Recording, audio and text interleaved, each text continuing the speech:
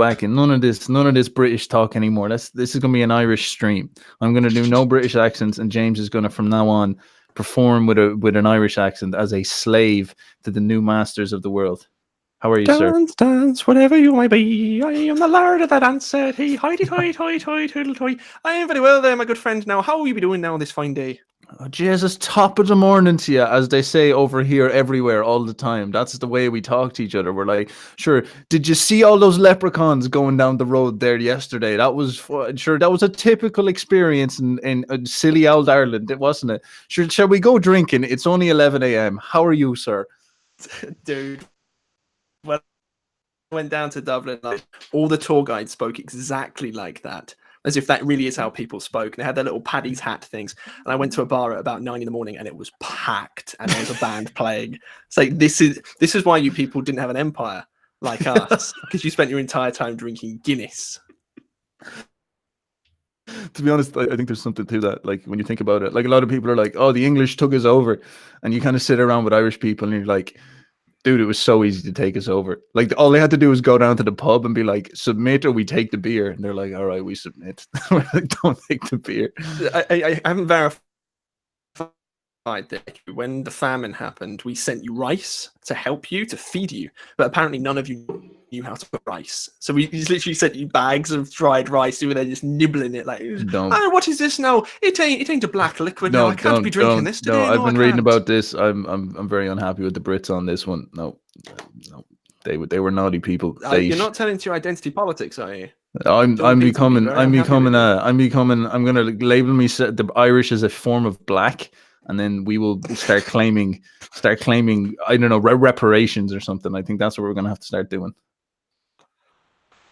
No. So when we see an Irishman, send us reparations, James. This is an intervention. We need reparations for just being British. I guess that's what it is. It comes down to at this point. No. All right, people. Well, before we get into the actual thing, I actually have a question for James. And this is please, I love your questions. I really enjoy them. A little Q&A time. So, I know that you like to work out outside. I know that you have this thing where you like shirtless at 4:30 in the morning. Yes. Well, this is more in the middle of the day. I heard you do it, and I was wondering what would happen if you went down and you were just going to do a bit of bag work, as they say, do a bit of, hitting that bag out in the park. I know the British have loads of parks out there where you go smacking the bags and shit like that. So you go out and you got to punch this bag, and you're getting all riled up for it, and then all of a sudden you see this.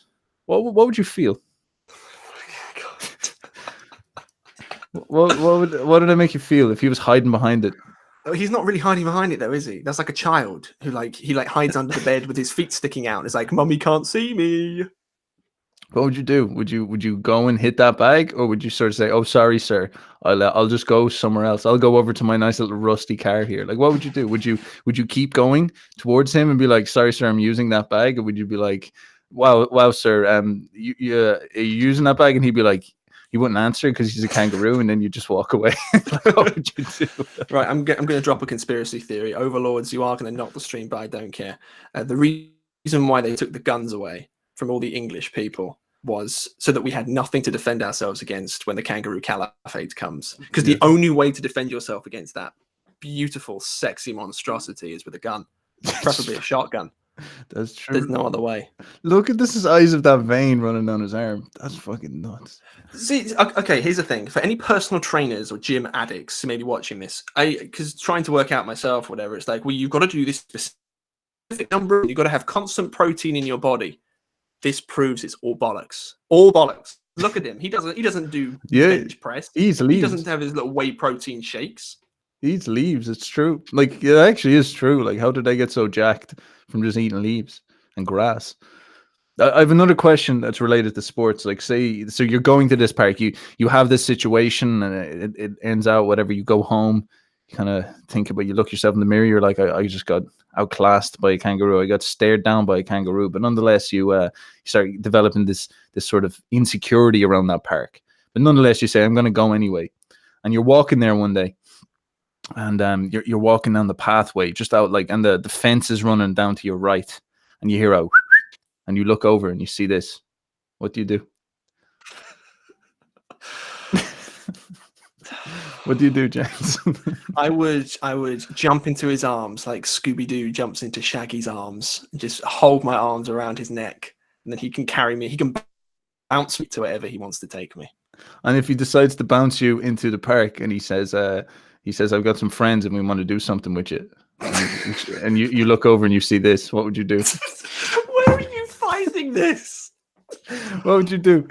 What would you do if he was standing there? Look at the way he's looking at you and he's holding that ball and he's like, do you want this or not? I've seen that look before when I was about 7 years old, trying to play with kids in the park, and they would like throw their little ball, and I wouldn't be able to catch it myself, like Piggy in the middle. They're like, ha ha, look at the small little weak beta gamma cuck boy. That's exactly what his face says. It's cruel. Yeah. All right, people. I think that's enough for kangaroo. They actually came from the limited edition, locked in the vaults for a long time copy of Aion. Where like in between the chapters, he just puts homoerotic fantasies of these Chad kangaroos. It's actually quite disgusting. We've got a few people in the chat. We got Intrinsic Realm, straight into Satan, Christianity, Judaism, a Messiah, straight away. Jesus. All right, I'll have to get to those at the end, my friend, because we've got a big story in this one. This is a big story, motherfuckers. This is going to be a good stream. This is getting to the absolute root spine of this book, so we're going to crack into it. And James has done some excellent work here, so I can't wait to let him loose.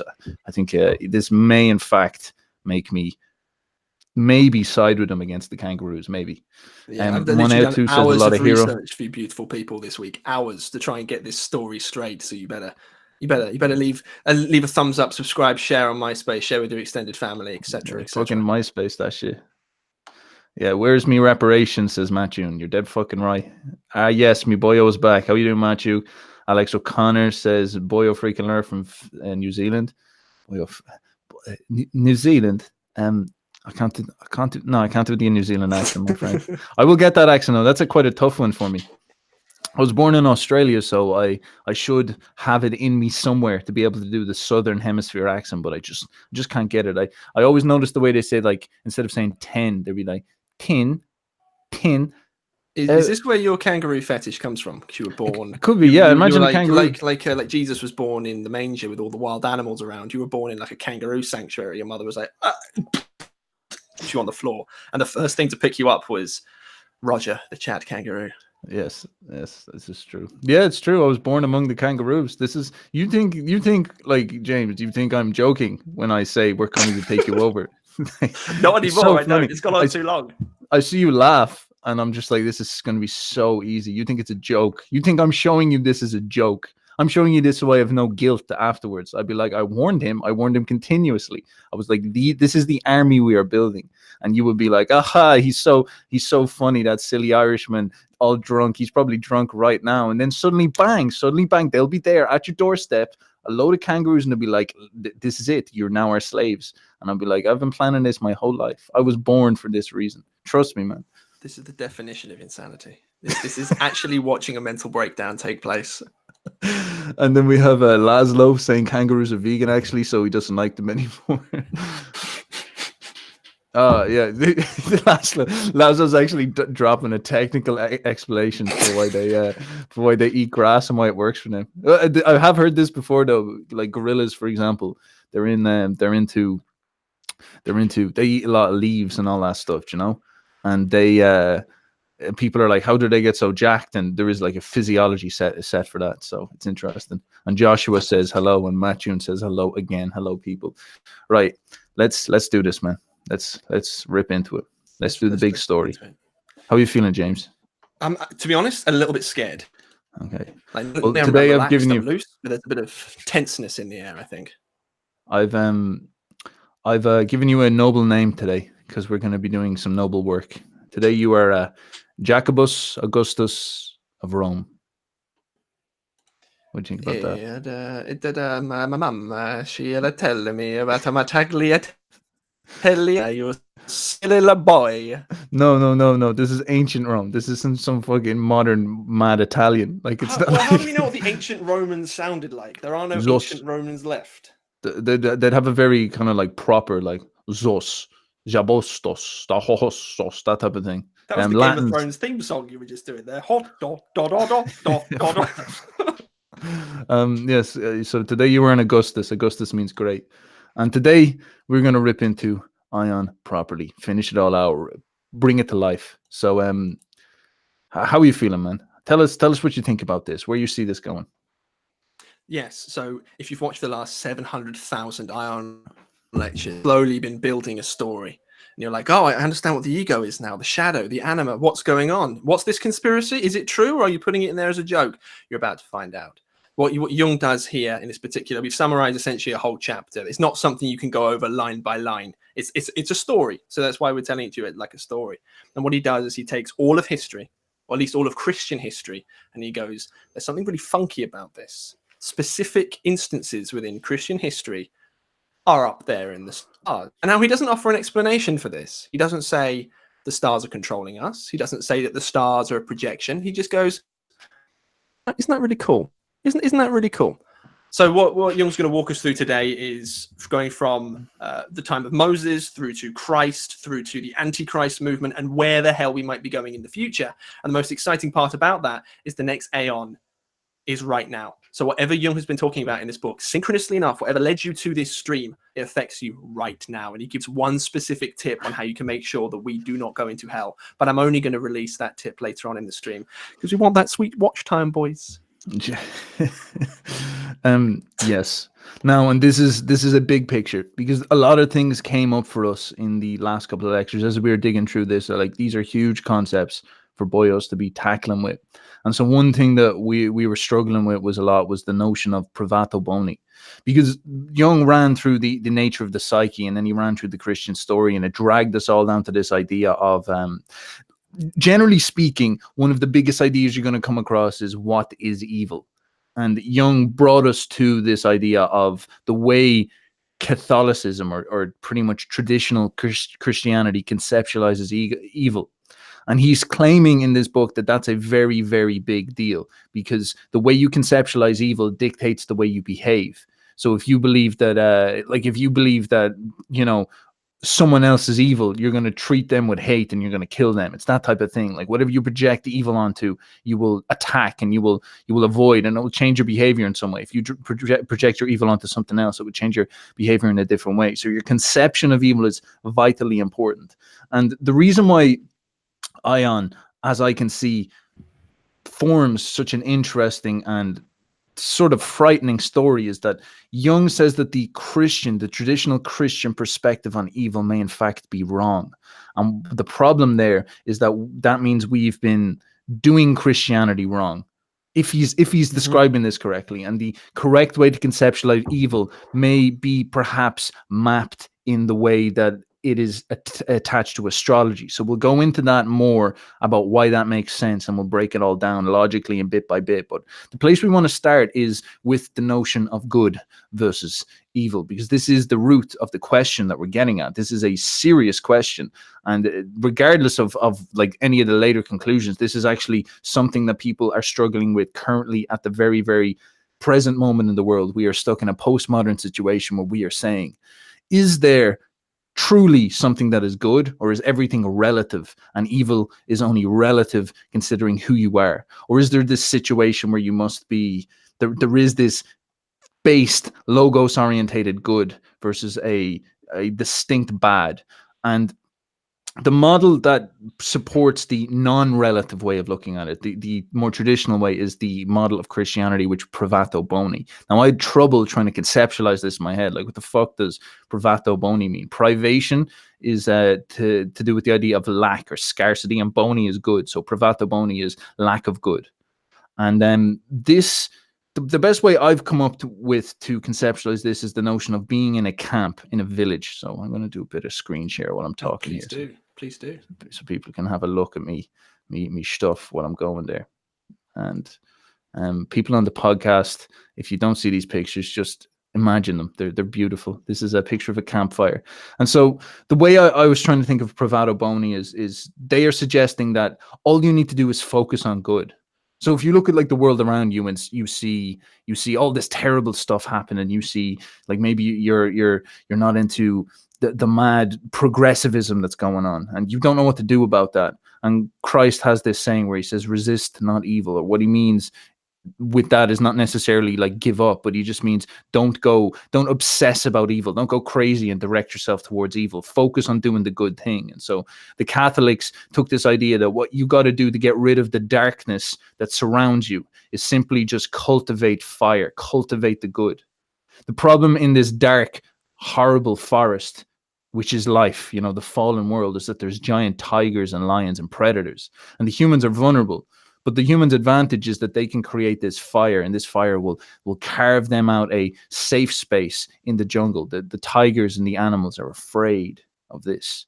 And so this would be the basic doctrine of Pravado Boni, is that light is what you should focus on, because darkness is simply the absent of light. And so what you should do as a humanity is just create more light. And this is where you get this sort of goody two-shoes optimism. Some people even consider it slightly naive about Catholicism and Christians, and that they're just delusionally focused on creating the good. Now, of course, it's sort of like the original positive thinking. Of course, this is, and this, like the way this played out was situations like the Romans would come and say, the forces of the tigers in the dark would come and say, if you don't become pagan, we're going to kill you. And the Christians would just focus on the light. They wouldn't even resist at all. They'd let the Romans kill them, and they just keep staying happy and positive and say, Christ is the light, basically. Christ has saved us and all this. And that led to them behaving very strange, because they absolutely in no way gave evil any power at all, even if evil killed them. So it was a sort of spiritual conquest of evil, in the sense that they didn't focus on it. They took attention away from it, and then it just died off, because they were the light of the world, not evil. Evil wasn't alive. Evil wasn't active. Evil didn't have power. Evil needed them to focus on it for it to have any relevance. And they just focused on this, and it lost power. So that's the sort of conception going in there. And it's a super interesting idea. And it's something that everybody should consider, because you always need to, stay more positive, especially in the kind of social media outrage thing that's going on now. But Jung is suggesting something else. Jung is suggesting that it is possible that Christianity needs to face its shadow. Christianity needs to understand that it's not just tigers and lions that are out there. There's also other people. It's tigers and lions are just brute instincts, but there's also perhaps another tribe out there who has intention and knows how to put out this fire. And this other tribe is trying to rush in to this village, put out this fire, destroy good, and then kill all the people. So it's not sufficient to just block that other tribe out and say they don't exist, they don't have power, because they do. And so Jung is suggesting, as we go through this, and this is the basic premise, that what if the solution is not to focus on good, but is actually to protect it, and in some sense to actually conceptualize evil strictly and fight against it, instead of just brushing it away. But that is close to a heresy for the Catholics, so it's a very, very difficult problem. Jimothy, or Jacobus Augustus, what do you think, sir? I think very good things about that. No, that was yes, I quite enjoyed that. Very, very nice metaphor with the little campfire. So if you can imagine that the self archetype, whatever it's doing, we're not quite sure what it's doing, but the ego gets a glimpse of what is going on in terms of the self sphere, right? And that could be whatever's happening in the religious sphere, the metaphysics sphere, good and evil, and things like that. So you have characters coming along like Christ, and then you've got his followers, his disciples, you've got the church fathers or whatever, and they kind of get a glimpse of what's going on, and then they write really profound things down. And so what Catholicism or Christianity in general has done is gone, those texts are divinely inspired. So whatever Matthew, Mark, Luke, and John said, whatever some of the other texts said, Paul, for example, that's correct. So, well, Jung's saying not quite. It wasn't God guiding their hand. It wasn't they had complete access to the self. They made some mistakes, and that's a really big problem. It's not as if they got something wrong per se. It was they left something out.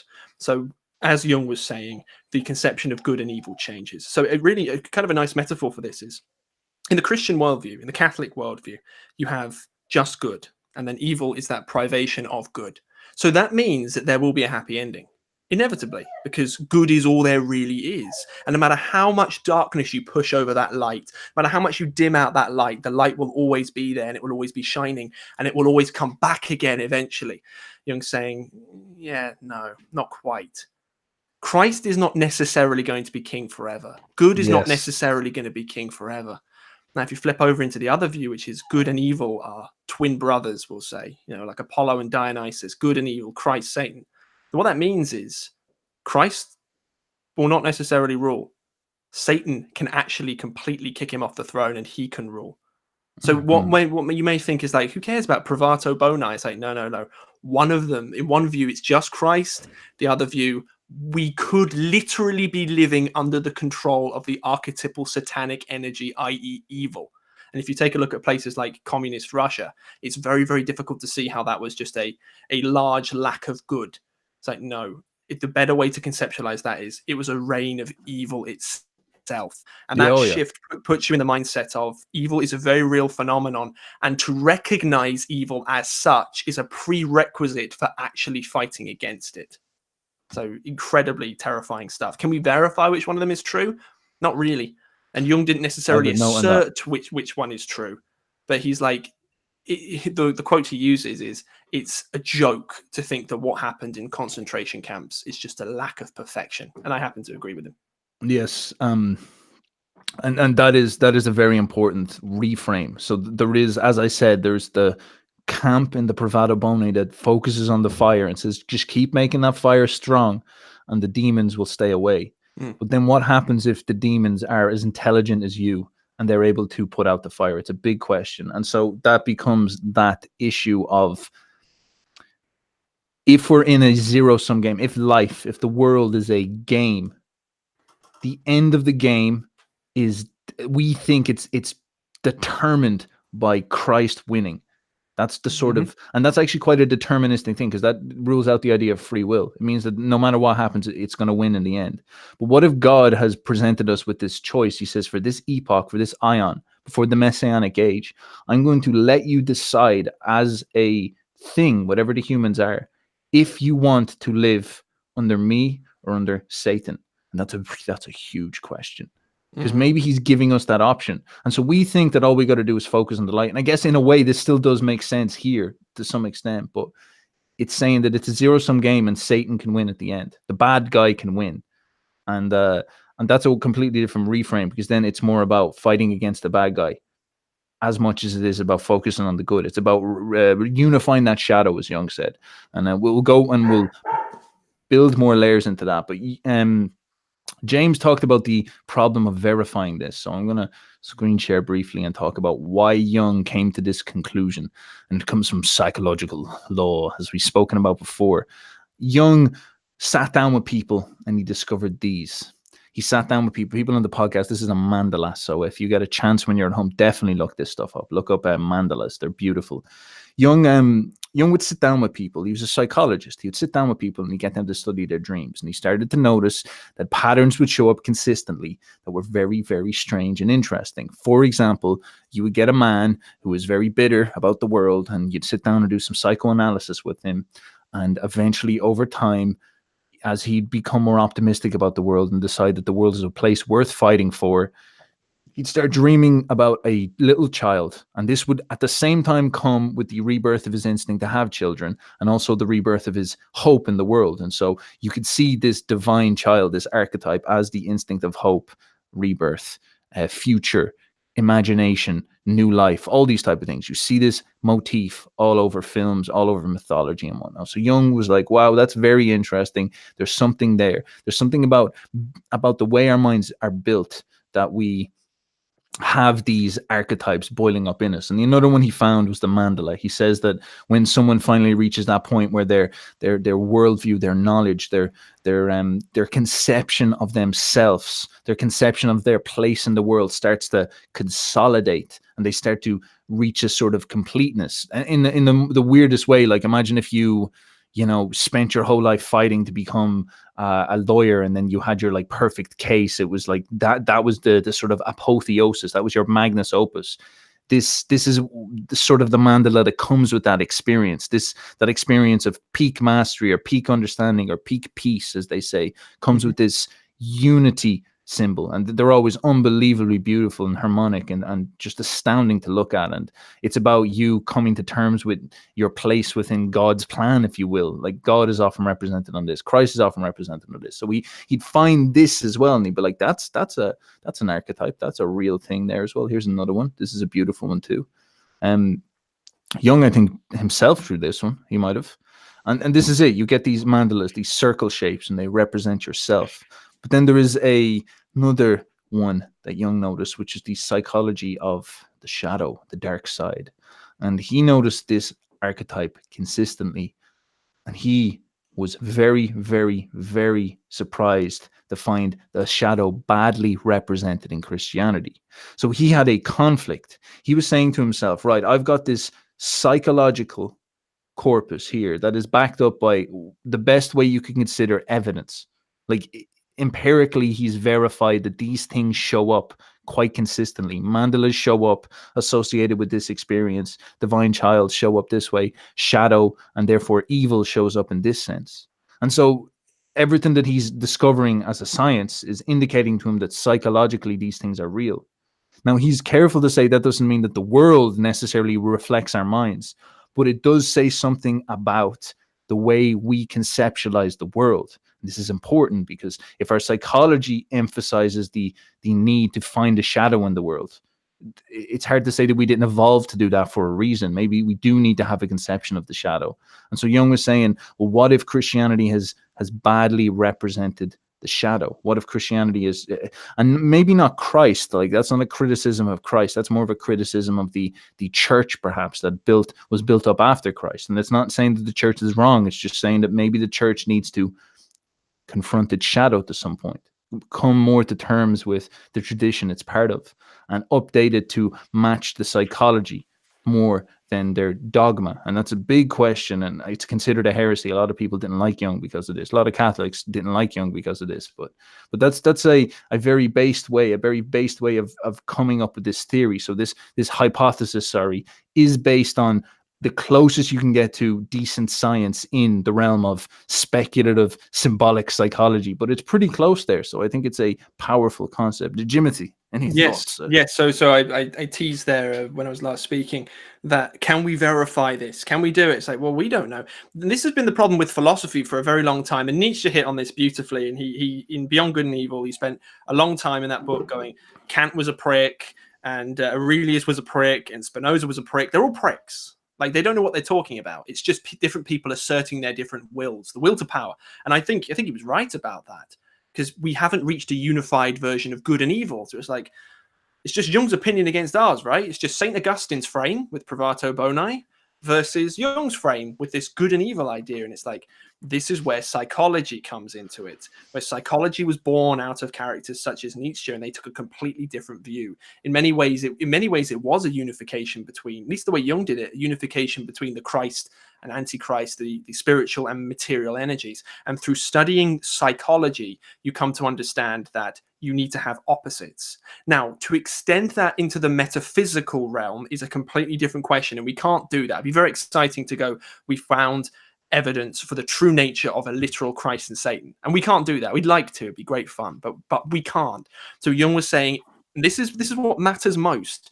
Even if there's no literal God out there, this is the way the world works. So whatever your consciousness is, your ego, which we know exists, going through the world, this is how we frame it at the highest possible level with the self. It's not good. So it's not our symbol of good. The closest we've ever been able to symbolize good before is Christ. It's not that with fluff. It's like you have to have both pulling against each other. And one of the symbols of wholeness that you brought up, Stefan, of course, was that mandala idea. When you're a young boyo, of course, just going through life, it's this little dot. You might dream about a little dot or a little star, perhaps. And you're like, that's kind of nice. That's quite comforting. And then as you go through, and the word you hit on, which was perfect, was peace. Once you start reaching inner peace, and peace shows that, well, it's a unification of opposites, isn't it? That you have all of your emotions are under control. It's like a calm stream rather than a raging storm. And then that mandala starts building up. And so what we have on our mandala at the moment. A man sits in the center, and that's Christ. But what Jung points out is it's not actually Christ at the current time, a different character in there. And the character which is in there right now is the human intellect. And I find it very difficult to rebut that we've removed and replaced with the human intellect. And of course, the human intellect, putting itself as the highest possible value, is the mission of Satan. And there's more evidence for this too in the wacky astrology stuff, which we're going to get to very, very soon. Very soon. Yes. So let's power forward, because the Boyos have scripted this out properly. So it's just a train that is taking your mind further and further towards the horizon. We do not stop. Let's go into the nature of the game. So the problem, and what we're talking about here, is this idea of you sitting at this campfire, warming up your hands, and people are telling you the world you live in, their mythology is telling you the world you live in, there are tigers out there, and all you need to do is keep this fire going and the tigers will not come. But then some like German shows up called Jung. He's an old guy called Jung. You're like, what the fuck's wrong with this dude? And he turns around and he says, there's actually other people out there, and we should actually like build spears. And then everybody's like, shut the fuck up, dude. And he's like, yes, but like the way we look at the world is wrong. And he's like, shut the fuck up, Jung, go away. And then everybody comes in and gets killed. So it's this type of idea of the way we conceptualize the world dictates quite a lot how we conceptualize our morals. It dictates a mass. I don't even think there could be a difference at some point. The way we see the world in the big picture, and we would call this the metaphysic, determines how we see the way we should behave. So right now we live in a world of relativity, and specifically materialism, because our metaphysic believes that the earth is a tiny dot in a world of matter, in a universe of matter, and it's a tiny dot in this insignificant corner of this giant universe that churns away like a giant system, and we barely even matter. And that actually reflects quite interestingly to how we see ourselves in society. We are just a meaningless little individual within the context of this giant churning machine of a super city, which is part of this giant conceptual large thing, such as the state, or even the entire global economy or something like that. We are just these tiny little specks of dust, barely a statistic worth noting. And so this causes us some problems, because this gives us that feeling of we have no purpose or place or meaning, and therefore our actions do not matter, and therefore there is no good or evil, because what we do doesn't have any effect. The idea of good, of doing the right thing, is pointless, because what we do doesn't work at all. So the way we model that world is, and you see this a lot now, people are into things like, traditionally they would have been like, don't be hedonistic, don't be sexually abhorrent, don't be morally, don't lie and stuff like that. But people now say we are so insignificant that you can do all those things and there will be zero consequences. And that's because the model has made the system so big and the system so anti-human, and that's not simply like against humans, it's just it doesn't care about humans. That all of this behavior does not get punished, so the morals of things loosen quite a lot. But there has been older ways of looking at things. Obviously you've heard about the flat earth, but we're not going to go into that one because I don't want Jim to spiral there. And we've gone into the flat earth every single episode, so maybe not. This is the geocentric versus the heliocentric perspective. So you've heard this before. So the problem with astrology, the reason why most people don't take astrology serious, and here, man, I am not here to propose that astrology is the way forward. Like, I don't know anything about this stuff. I just find it interesting the way Jung talks about it. But the reason why we don't take astrology serious is because we don't believe that the earth, we don't believe that the stars and the all that stuff moves around the earth. Do you know what I mean? Like, we don't believe that they have any connection to us at all. We believe that Mars is very far away, and we believe that the stars are so unbelievably far away that it makes absolutely no sense how they would affect us. We believe in a heliocentric way of looking at things. Like, the earth is just this insignificant planet beside the sun, and the stars are just thousands of light years away. Whereas the geocentric model believes that the earth is the very middle, God created it, and everything revolves around it. And so therefore all of this stuff, maybe you don't believe that it affects the earth somehow, but perhaps at the very least it's a good thing for mapping time or something like that. It's like a giant clock we are inside of, and that's a different way of looking at the world. And so when we're studying this early Christian stuff, we've got to understand this is the way that they would have been perceiving the world in this sense. Now, it's not to say they thought the world was flat, because this is actually quite complicated when you get down to it. For example, you can believe that the earth is a ball, but everything revolves around the earth. That's one way of looking at things. You can also believe that the sun is the center of the solar system, and the heliocentric traditional model actually means that the sun is the center of the entire universe. The way we see the world is actually not heliocentric. We have this sort of like nothing centric. We don't believe that there's any center to the universe. This is Einstein's relativity. We believe that like wherever you are is the center of the universe. At the same time, it is not the center of the universe. It's just pretty much like it's just like the world is a giant riddle and that you'll never figure out, and you have no purpose or place in it. It's quite brutal in that sense. So this isn't some like flat earth stuff. This is, but it could be, but it's not necessarily. This is more so the earth sits here and everything revolves around it and influences it in that way. And this places earth at the center. And the reason why this changes everything is because it makes your choices matter, because it means you're the center of the stage show.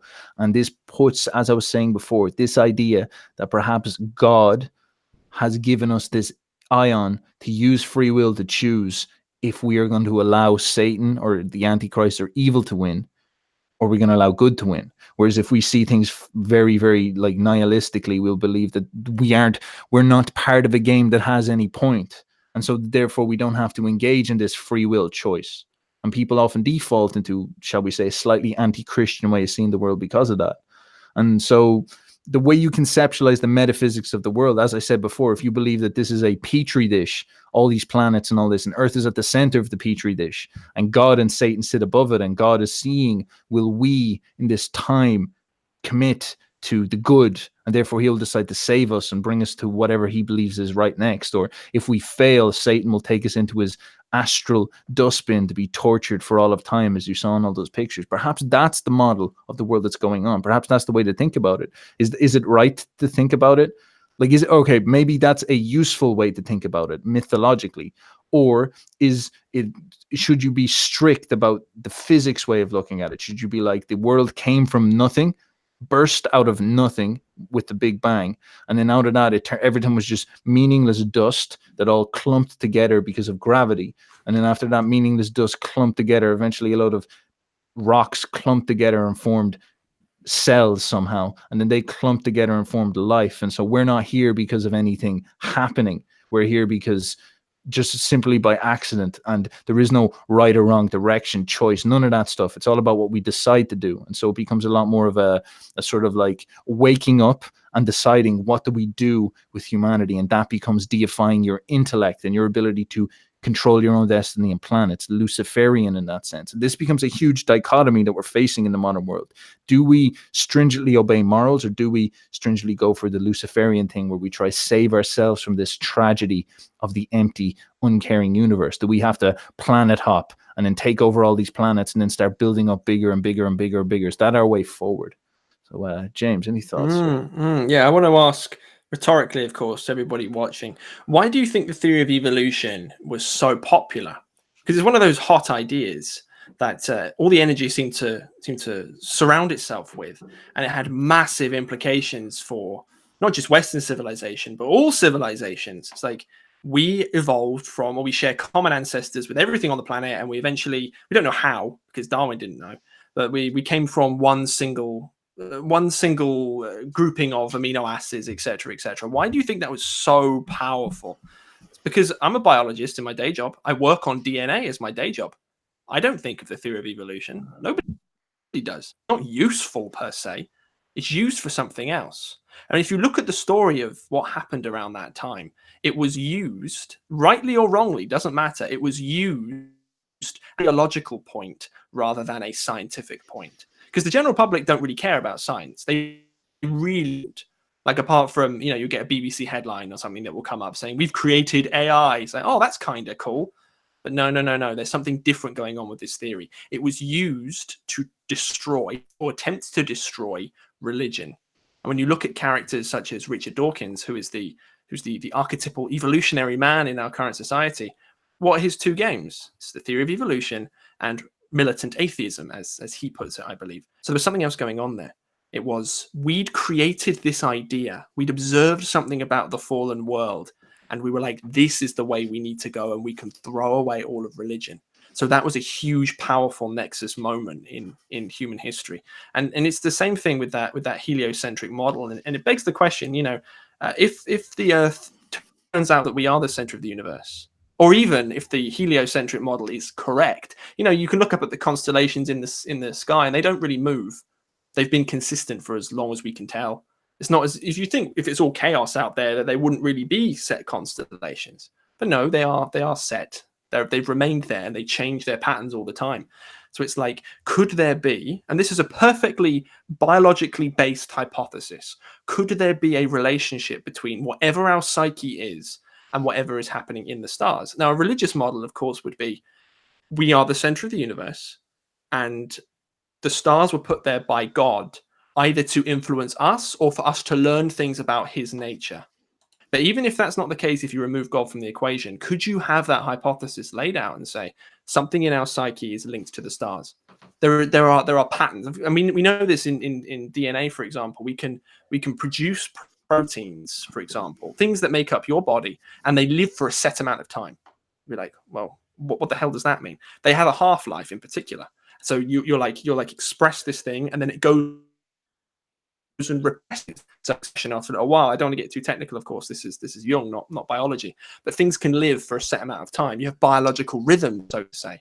So if you can, using the theory of evolution, you can actually extend that biological rhythm to a group dynamic as well. People sync up with their behaviors. You've heard about this menstrual cycle syncing as well. We're like, how the hell does that work? That's weird. Could you potentially have syncing on a planetary level? Oh. I don't know. Could you? Is that we don't know if the psyche is completely and utterly biological, and that is a based argument. We do not know. There is no specific evidence it's exclusively linked to biology. So could there be syncing, and could the regulator of that syncing be the sky or the stars? You can make a perfectly good explanation for the influence of whatever the stars might be outside of religion. But what we do know is what happened with the geocentric model or the heliocentric model. So whatever happened with evolution, it wasn't purely biological. We need to go out and prove that we're right. Look at this great fact. We're triumphing truth. It wasn't. It was on a theological level to shut down whatever the previous religion was. And it was incredibly successful. And the consequences of that, if you look at the 20th century, were absolutely enormous. It's very, very strange. But as you were speaking about synchronicity between the stars and people, your voice and your picture went out of sync. That's so strange. That was so strange. Don't do this to me, man. Don't do this to me. There's that thing where the moon affects the tides. And does the moon affect people's periods as well? I don't know if the moon affects periods, but the moon does affect tides, which is an incredibly strange thing. Also, we don't know how the moon came into being either. It's very weird. The current model is something like a very large asteroid smacked into Earth, caused great damage, and then a big chunk fell off. But it fell off at just the right rate and momentum so that it went into eternal orbit around the Earth. But I believe the moon is apparently, whatever, I don't know what the moon symbolizes, but the moon is also moving away from us at 0.5 centimeter per year. So eventually we won't have a moon at all. Yeah. The moon, though, it influences our psyche. Lunatic comes from the idea of luna, which is the old Latin word for moon. Well, you've got werewolves as well, haven't you? I guess that's what that would be. When you get a full moon, people start changing their behavior. And people often say, I'm not sure if it is just bias, but people have attached this idea of the moon sends you crazy. And in tarot, the moon card is considered a card of deep delusion, danger, and insanity. And so the moon is this sort of, it's the wild place, it's the peak of darkness, and it's the sinister, evil light that hangs in the darkness. It's where we project a certain energy psychologically. Now, there is this question of does it have an effect? Because if the moons can move the tide, which it does, can it affect us? If the tide is 70% water, is it doing something to us? Maybe it is. I don't know. I'm just not saying I know, but surely that stuff makes a little bit of sense. How does the moon affect the tide, but the sun doesn't? Do you know what I mean? Well, it's a hypothesis no one will ever fund, no one will ever investigate because it's slightly wacky. You know, it's not, you can't pull out a microscope and stare at it. But then at the same time, you have people investigating stuff like dark energy and dark matter, which is very Wacky. fluffy. Where when you start getting real deep into quantum mechanics, you can only verify things through maths. So if you take like multi-dimensional theory, everyone's like, we live in multiple dimensions. And I'm not knocking maths, because maths is an incredibly powerful tool. We built the world with maths, more or less. But the only evidence for multi-dimensions is through maths. So it's like, okay, you'll go in and you'll investigate that and you'll assert that specifically as true, and we have to follow that, which is actually an atheist way of looking at the world. It has to be. And then you won't go and investigate any potential link between our psychology and the stars, or indeed anything to do with our psychology in general. And to me, that's not a scientific way of viewing things. It falls into the theological domain. Clearly, to me, clearly, whatever is opposed to God will be put forward and has done historically. We must ask. There's this famous man called Jordan Castles. We must ask him to tell us if. Damn, I lost my train of thought. Fuck. Tell us if the. No, I've lost it. You were what? Tell me what you're saying there again before you start talking about the first thing you said. The first thing I said, I can't remember either. I've lost my train of thought. Ah, for Jesus Lord. There was an interesting question coming up. I can't remember what it was. Damn. Yeah, I think it might have been, what was the moon seen as historically? Oh yes, as the thing that influenced people. Because I guess let's reel it in before we get a bit lost. What we're moving into now is the notion of astrology and how this works, and the big story in the book. And so, look, we can talk about the possibility of the moon affecting your periods, and that's why you stab people on that day and you don't on other days and all this stuff. But let's lay out the based psychological conservative view that it makes sense that the stars were used and have, shall we say, cultural relevance to who we are. Because if you think about the Greeks, this is the spine of Western culture, as many people say. It's one of the oldest mythologies we have. The Babylonians, this is where astrology comes from, is considered one of the oldest civilizations in the world, the ancient Sumerians.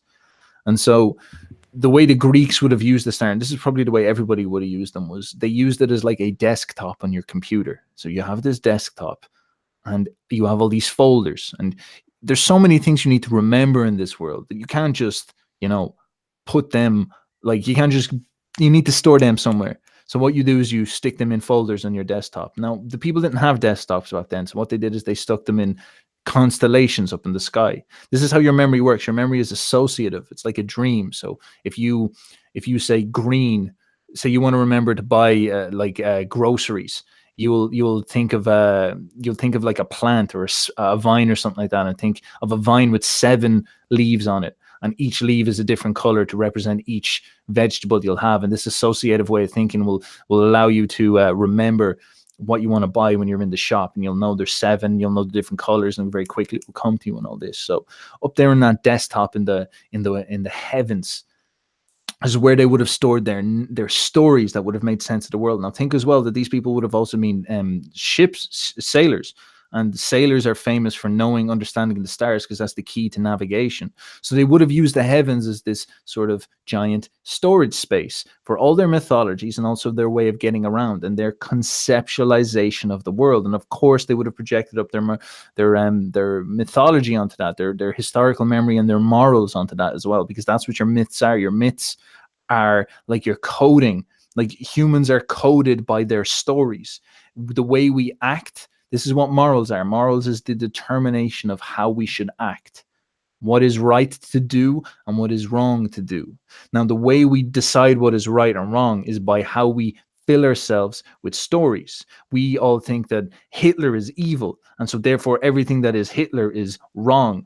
And that's because we've got the story of World War II. Once we heard the story of what happened in World War II, we had made our decision. We were like, that story is a bad story. We do not want to go near that story. And so that was where our morals were codified. And so the Greeks would have had these stories to support their morals. And it's also related to the story of the earth they live in and all that.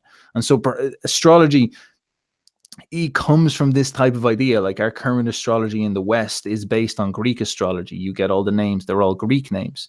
And they used to put the gods up in the sky. One thing that could happen to a Greek if he was great enough was that he would ascend into heaven. Zeus would take him, as they'd say. Zeus was their version of the Yahweh god, and place a Greek in heaven and become a hero and whatnot. And so they narrated all the skies and used that as a way for them to understand the story of their history, their mythology, who they were and what to do. So everything's getting packed into this. This is unbelievable, like in its connotations. They're packing everything into this so that they could sit there around the campfire and tell stories by just pulling them out of the constellations, or when they're, sailing, and they can just pull these stories out of the constellations. But then it becomes even more complicated because they start to stack their history into it as well. It's not just all these small things or even just this kind of abstract stuff like their mythology, but they start using it to understand what happened in the past up there in the heavens.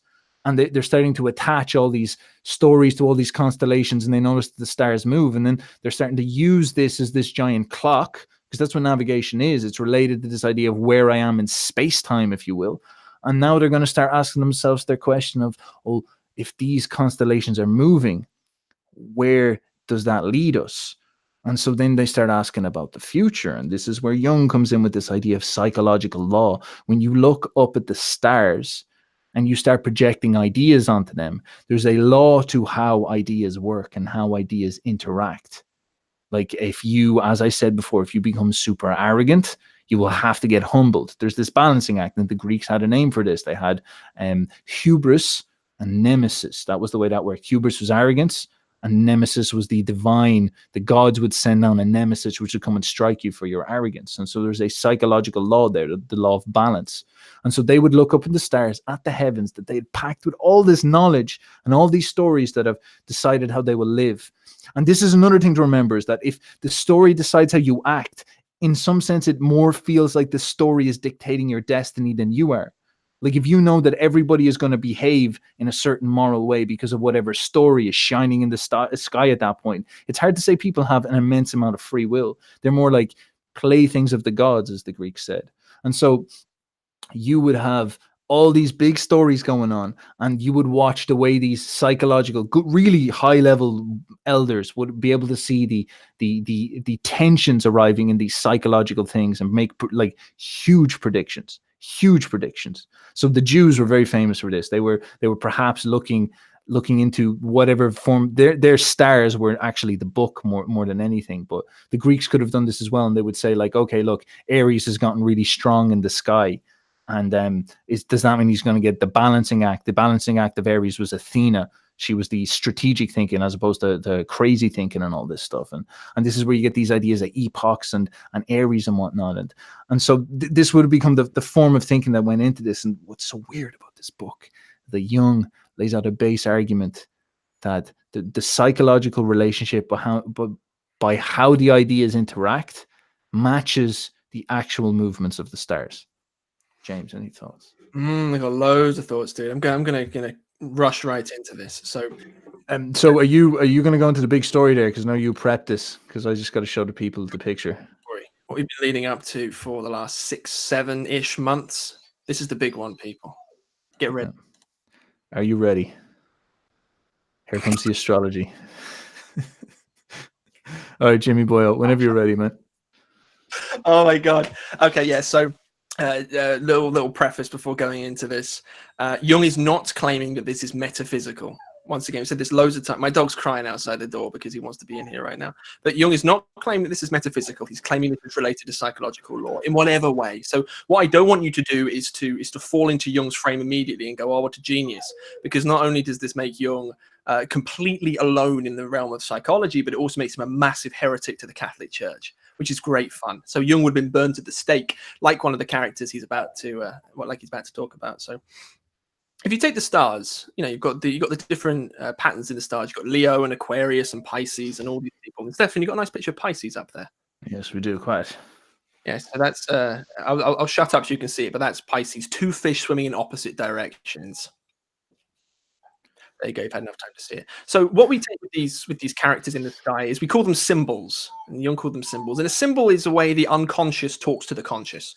So the best way to describe something that's not completely knowable is to actually relate it to a symbol. That's what they mean. So when you have a character like Christ coming along and he creates this Christianity, and what different symbols would be associated with him, as you would with the ancient characters as well.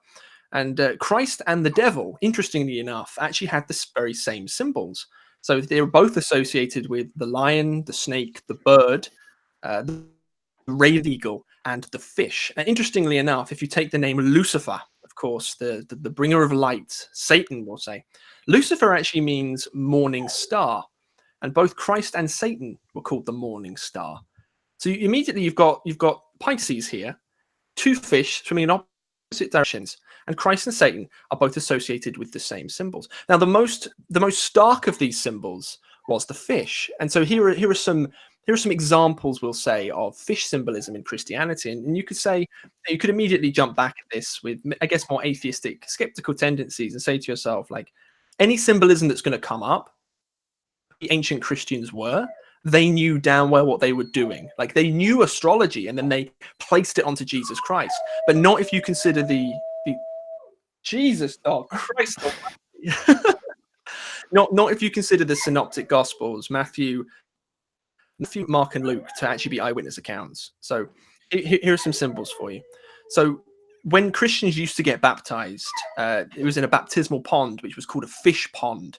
And all the people who were being baptized were called little fishes, following the big fish, which was Jesus Christ. Peter and Andrew, of course, two of the most famous of Jesus' disciples, they were fishermen, and they were called by Jesus to be fishers of men, whatever the hell that actually happens to mean. There was actually a big draft of fishes which took place in the Gospel of Luke. And Peter's job, as Jesus's big G right-hand man, was to go sort that out, to remove this draft of fishes, which is cool. Of course, Jesus then separately 4,000 with loaves and fish. And even more creepily, in a cannibalistic way, what we have is Christ telling us all that we must eat his body and drink his blood, like a holy meal. We must eat Christ. And fish, of course, was a holy meal. So when we eat the body of Christ in the Catholic Mass, we're eating the big fish. Kind of weird as well. And there is a saying which is thrown around, which is Christ was born as the first fish of Pisces, and he died as the last ram of Aries. And Aries, of course, was the Aion before Pisces. So when the Romans were doing their thing, the last ram that died from that particular epoch was Christ, and he ushered in the new Aion, which was Pisces. And lastly on this, do you remember the story of Barabbas, the man who was brought out by Pontius Pilate in front of the Jews? And he was like, pick one. Pick Jesus or pick Barabbas. And they were like, we want Barabbas.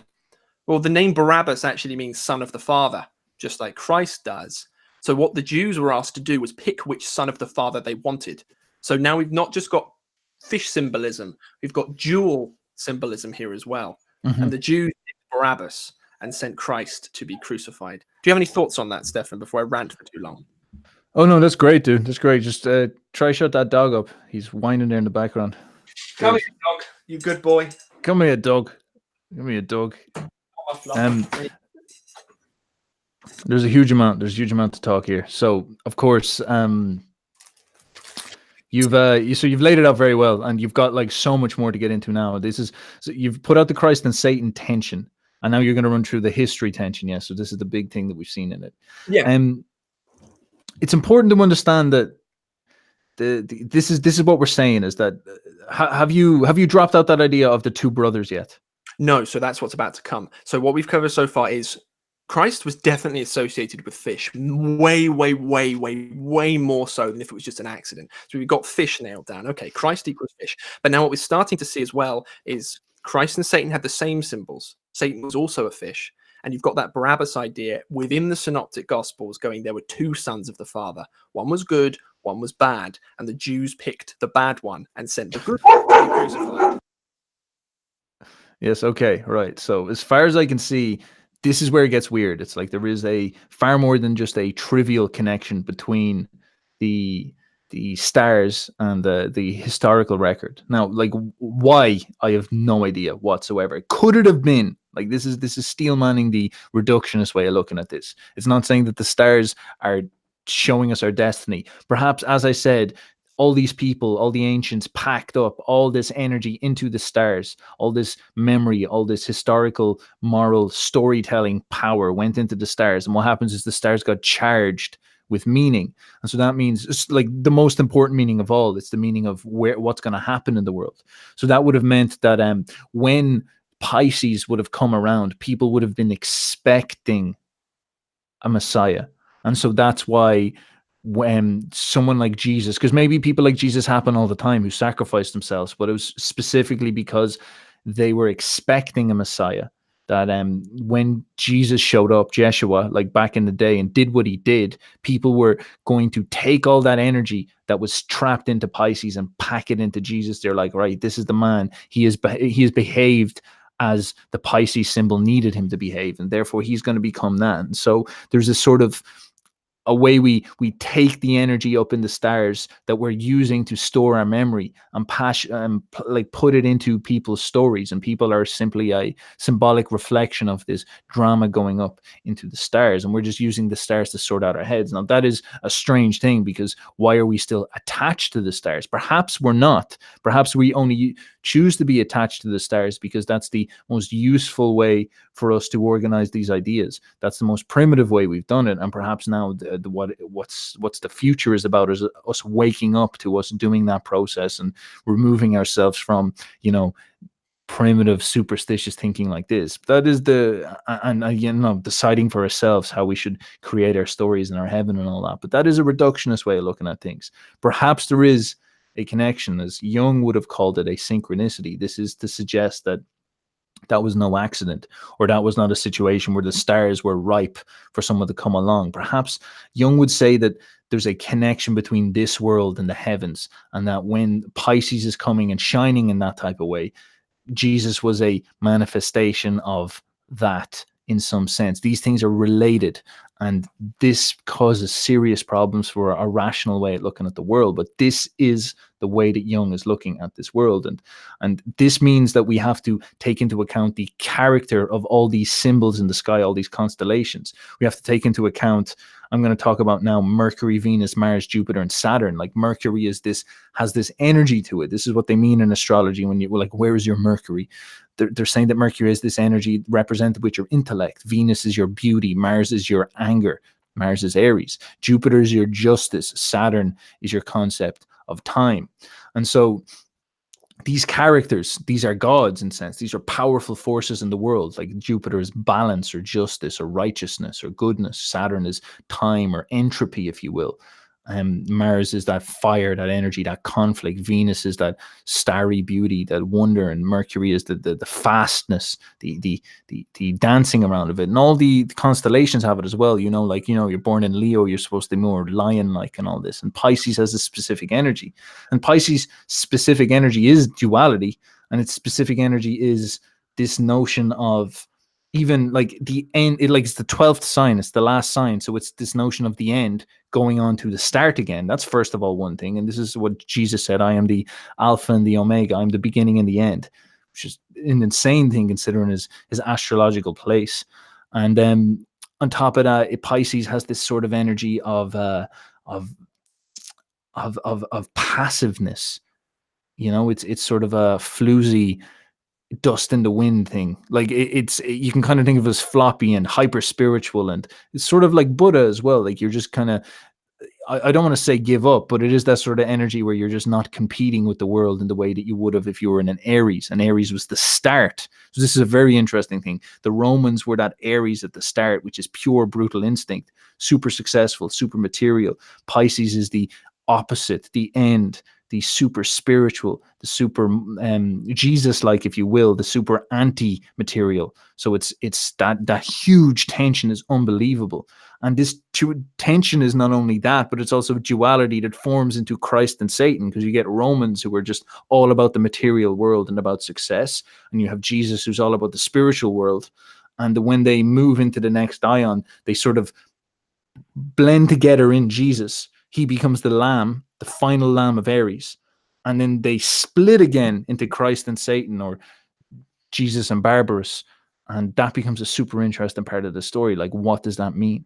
And how does that relate? Does that mean that the Antichrist is the what is opposite to Jesus is still a powerful acting force? James, any thoughts, sir? How's that fucking dog? I've locked the dog in a separate room on the opposite side of the flat. Okay, good. When my fiance went out to work, she left him in the hallway. So he goes, "Oh, let me in."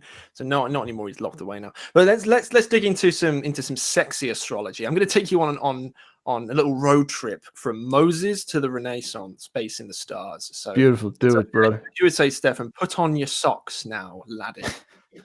So in the year, let's rewind the clock back to the year 1396 BC. Now, legend has it this was 3 years before Moses was born. Okay, and a conjunction took place between Saturn and Jupiter within Pisces. Now, this particular event is incredibly significant for the whole world, but in particular the Jewish people. Now, if we're going to break down what these mean, so we've covered Pisces. It's these two twin fish, and Saturn is associated with the Star of Israel. So it's literally up there in the sky representing Israel, which is kind of cool. And Saturn's animal is the ass. And oftentimes what the Jewish people would do, this is Jewish before Christ came along, so we'll say the Jews and the Christians together. What they would do is they would represent God himself, Yahweh, as an ass. So that's another connection there. And perhaps the most blatant connection is Saturday itself is the Saturn's day. Saturday is Saturn's day. And that was the Sunday, the holy day, right? Whereas you contrast that with Jupiter, and Jupiter is all about being a jubilant king. And when you take Saturn and Jupiter together and they have a conjunction, then you take Saturn, one of its representations is death, and you have Jupiter, one of its representations is life, and they go click. So what happened in the stars was a unification of opposites. Incredible. So, Stefan, you have a nice picture up there. If you can even hear me, which I don't think you can, never mind. So, okay, so covered that. That was what happened 3 years before Moses was born. Fast forward the clock to 3 years before Christ was born in 7 BC. Now, this particular conjunction between Saturn and Jupiter happened 3 times in the same year, and it would have been incredibly significant. And when you talk about the 3 wise men from the east, we've mentioned a few times, that's what they were looking at. Like, you could see it with your eyes, this really jubilant event between these 2 stars, which was taking place between, which was incredibly significant for the Jewish people. I can literally hear Stefan going off partying in the background. Christ. So this happened 3 times in this year, and not just that, but the planet Mars was in opposition. And Mars, of course, was the Roman planet. It's associated with Aries. So not only have you got something very significant for the Jewish people, it's in opposition to something incredibly significant for the Roman people. So what that means is there was an antagonism between Romans and whatever the hell was going to come next. And if you fast forward the clock to when Christ was actually born in 4 BC, I know this is complicated, but you have the sun itself was in the double sign of the twins, which is Gemini. So summing that up, you have a very significant event in the sky, which everyone would have been able to see with their own eyes taking place for Israel and for the entire world, opposition to whatever the hell the Romans believed in. And it was within Pisces itself, which is twin fish, and the sun was in Gemini, meaning twins. So what you could say happened in 7 BC was twin fishes were born. 2 little fish. That's what the stars would say. Now, the Christians would say 1 fish was born. Just the big fish G, walking around. There were 2 that were born, and now into the reign of Jesus Christ. Stefan, you got a nice picture up. You want to show the beautiful people?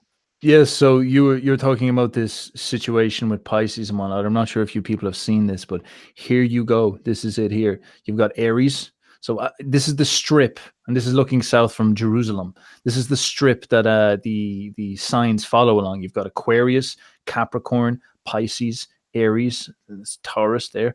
So you've got this transition that's going on here. And as you can see, Aries, that's the old Roman god, the god of the ram, the energy of fire. This is a highly fire. This is watery. The Pisces, the fish. This is Aquarius. This is the next one. So we'll talk about that in a bit. And you've got Pisces sitting here, and Jupiter and Saturn are, it's almost like they're like Pisces is pooping them out, you know, they're being given birth out of Pisces. It's like they're falling out of it or something. And so that's super interesting because you got the pair of them. Now Jupiter is considered the god of justice, righteousness, God, the way we see it, the Greek and Roman way of looking at that, the god of the storm, the god of law, of truth, and the savior. There's this super interesting fact that Graham Hancock brought up, saying that there's this asteroid belt, I think, somewhere in the universe, and these asteroids keep on coming in, and they're on their way to strike Earth, and they get absorbed by Jupiter's unbelievably large mass because Jupiter's huge. And so, in a weird way, Jupiter is like floating around the outside of Earth, protecting us from asteroids. Yes. And then Saturn is considered, like, we'll talk about Saturn on a bit. Do you want me to do the Saturn talk? Yeah, do it, man. Breaking to the planets.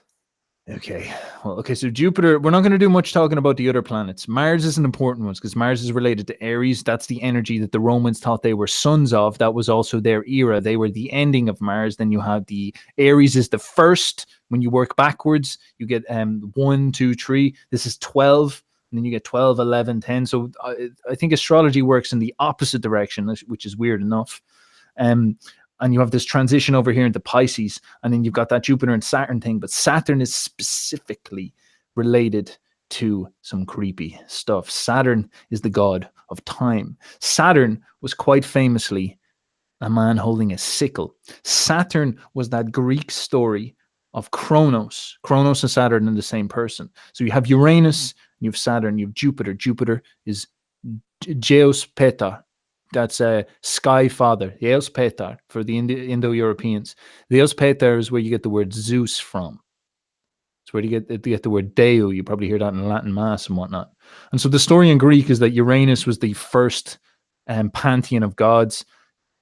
Kronos had to kill Uranus and take the pantheon, and then Kronos. Sorry, what's that about killing my anus? Please don't talk, please. And then you have Jupiter as Zeus, and Zeus kills Kronos. So Kronos, what he's doing is he's consuming his youth, the Olympians, and then Zeus breaks free, the divine child, and kills Kronos and establishes the Olympian order. And then eventually the humans with Prometheus even do that to Zeus themselves. So this is the transition of the generations. This is essentially the boomers always getting overtaken by the young people. This is what's going to happen to us soon, I'd say. And so we have this notion of Kronos and time. And so because he's the god of time, the god of generations, the god of age, the god of wisdom, the god of oldness, he's also the god of the harvest, the god that collects the harvest at the end of the seasons. And so he's that sort of dude who's like, plant loads of seeds now in the winter when times are shit and stop being lazy, and you will reap good stuff in the harvest. So he's considered like that's the way you operate with time properly. As if you're doing things with Saturn right, you're planning for the future. So it's all about playing the game correctly. Saturn represents the game properly, and for that reason he holds a sickle. But there's also a dark side to Saturn, because you do know that the character who holds the sickle is the grim side of time, the side of time where you don't have enough, the side of time where eventually Saturn is going to catch up with you and death is going to appear and take you. And that's what death does. Death is a harvester. He's a form of Saturn. He's the sickle bringer. He's bringing you to cut off your head. Jesus, in fact, said that it's about separating the wheat from the chaff. It's about cutting off the top, the valuable part of humanity, and letting the failed part fall, the shitty part at the bottom. And this is sort of what Saturn does. He is the color, the killer in some sense. He has a benevolent side, but he also has a very, very dark side. And so Saturn manifests, and this is, the Jews worship a Saturn-like god. They take him very serious. And for some reason, they project it in the same direction as this Saturn-like place. And because they had this problem where they were cast out of their home, Jerusalem. And so they had to develop a sophisticated relationship with time. They had to think to themselves, we've got to play the long game. We're not going to be kings like the Romans. What we've got to do is we've got to focus on winning the game in the long run. So they became obsessed with the game, with time, with strategizing, with claiming the harvest later and sacrificing in the present. And so this is sort of these energies that Saturn brings up. Now, Yeah, I'm going to go back to this for a sec. So, what's super interesting about Saturn is representative of this idea of the game. The game is representative of the idea of the matrix, and the representative idea of the game and the matrix is the notion of six, is the notion of structure, it's the notion of the cube, the notion of order. And I know this sounds like a lot of dot connecting, but this is how this stuff works. And what's really weird is NASA have a picture of Saturn, where on the top of it they have the six-sided hexagon, which is a cube if you break it up in a certain way. See the way you got the cube here? And so the Jews... Where I start having a mental breakdown. Like, yeah, it's so strange. So the Jews have that Star of David. You saw that? That is where they're getting this from. It's this idea of the deification of six. And you have this cube. This is and you see the cube in their head. This is the cube. I think that's a Jewish person there. As I think I said before, yeah, look, you've got the Muslims who do the same thing, the black box. So you saw in Stanley Kubrick's thing where they go to the moon and there's a black box on the moon. That's that idea of Saturn, almost as if this is God with his plan in some sense. This is what people will be thinking about this stuff. So it's very, very crazy stuff. This is, again, I believe, this is a Star of David anyway. I believe that might be a Saturnial god of some sort. I'm not too sure about that one, but it just shows you that this symbology shows up everywhere. And then this is a profound one. Like it's on the top of Saturn itself. So this is where it's just too weird, man. This is the North Pole of Saturn. There's a storm that it produces this symbol that is Saturn's representative symbol. Like, what the fuck do you make of that? You can't make anything of it. You can't not and be intellectually honest at the same time. You're in the realm of complete and utter mystery. Yeah. You're in the realm of, we have no idea what's going on. Let's just see if we can find patterns here. Yeah.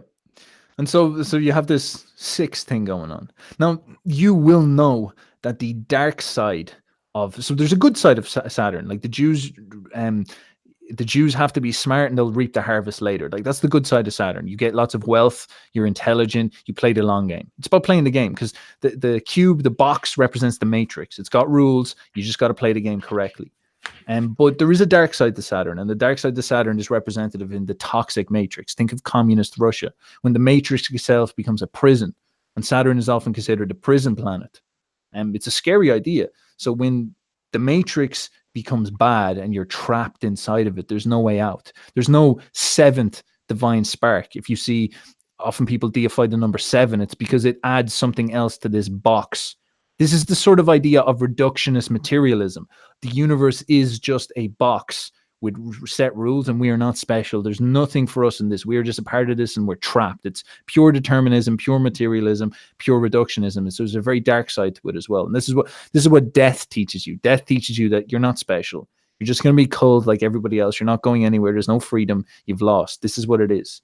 And so the seventh idea, which is a holier symbol, is or a very, very holy symbol anyway, is this idea of adding an extra element that doesn't fit in.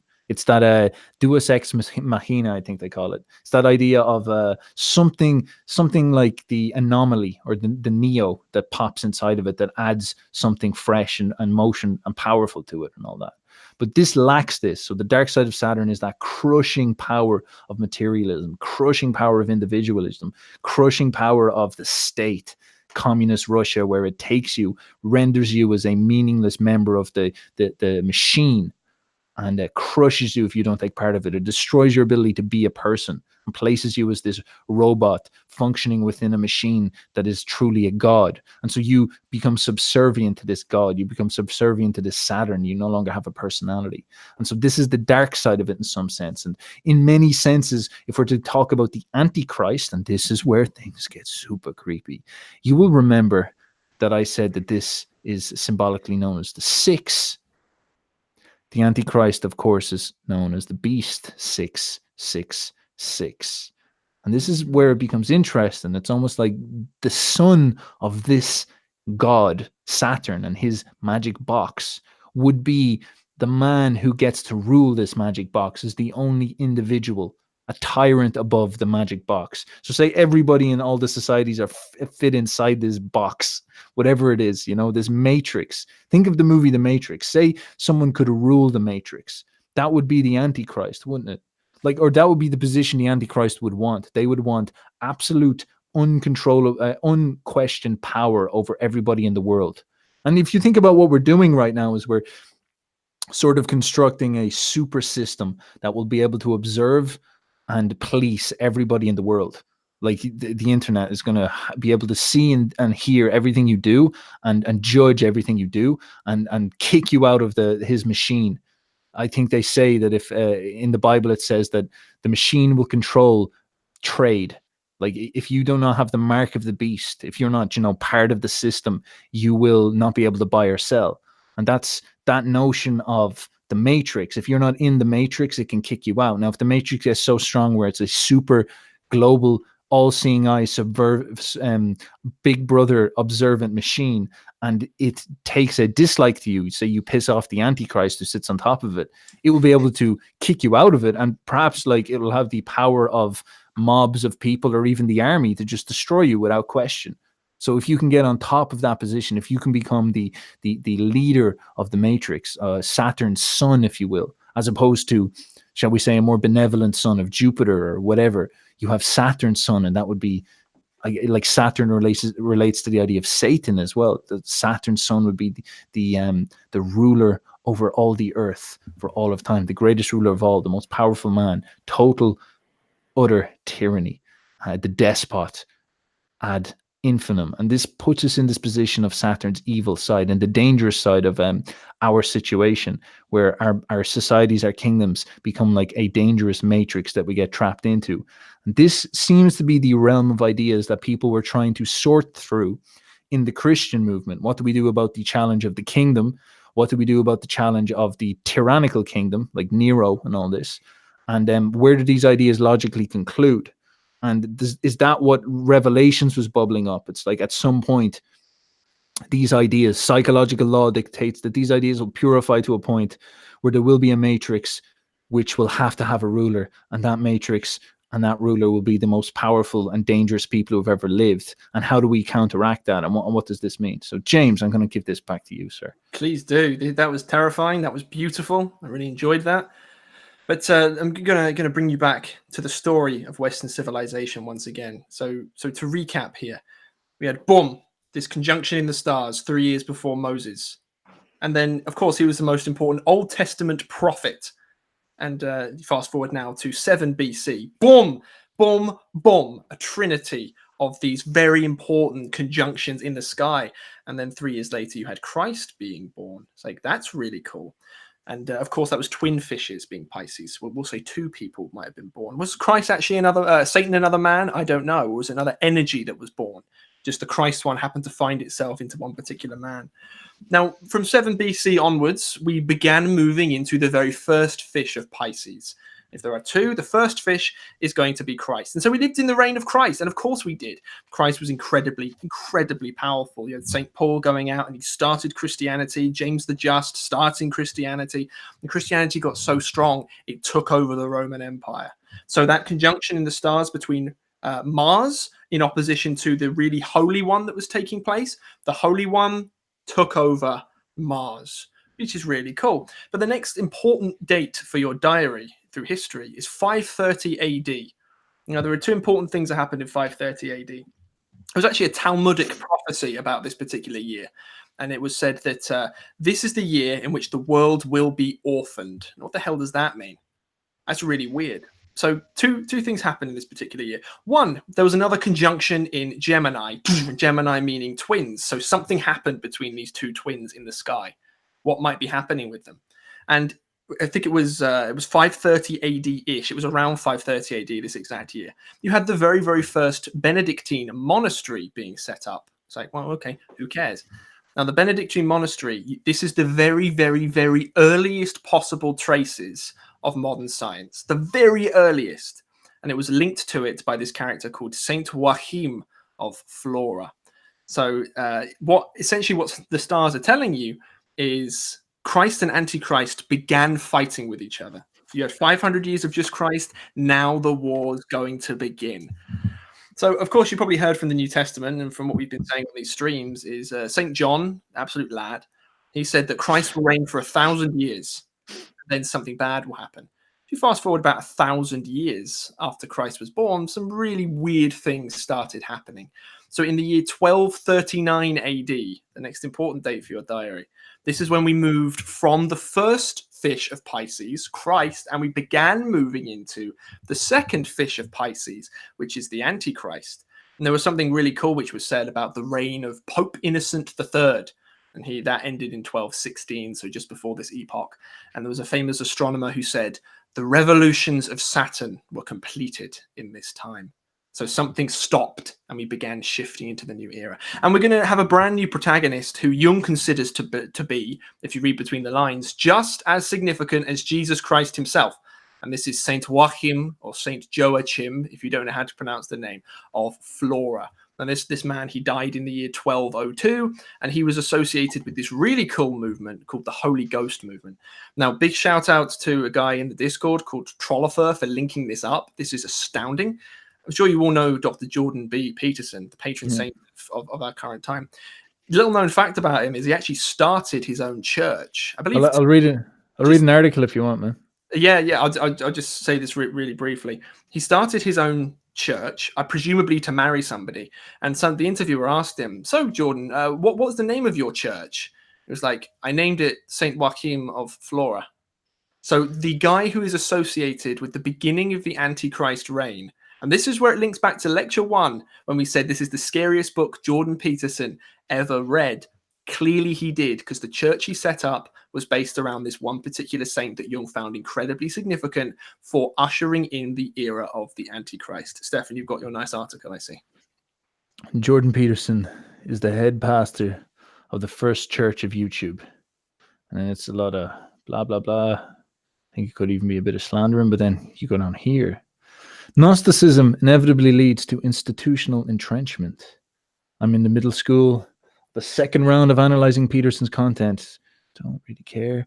The jaw on the floor moment was when in one interview he was asked if he belonged to a church. And he joked he had set up a church of himself in order to marry someone. He called it Saint Joachim of Fiora, a huge character in my story of political Gnosticism. Peterson liked Joachim and believed he had good insights. Joachim is the first New Age prophet whom political philosopher Eric Volgin saw as ground zero for the rise of totalitarian thinking in the West. Joachim believed in an age of the spirit would replace the age of the sun. And if the age of the sun was defined by the church, its ministry, sacraments, dogma, and institution. In the age of the spirit, each individual would have direct access to God outside of any institutional intermediary, that is, individualism. God would manifest directly in and through his elect saints. So that is interesting. Does that mean Jordan feels that he is the vessel that we get to experience God through? Oh, dude. Maybe. So before we get too far into this, Saint Joachim is not the Antichrist. He's not actually a bad guy. Now, people often call Jung a Gnostic. They're wrong. Okay, he's not anything like that. He's definitely not a Gnostic. If you were going to pin him to any type of Christianity, it would be following the footsteps of Saint Joachim of Flora or Theora, depending on the language that you want to use. Because around the time, it was the beginning of the 11th century, and strange things started happening. Of course, the beginning of the 11th century is 1,000 years after Christ was born. You had great tensions between this Christ and Antichrist energy, spiritualism and materialism brewing up.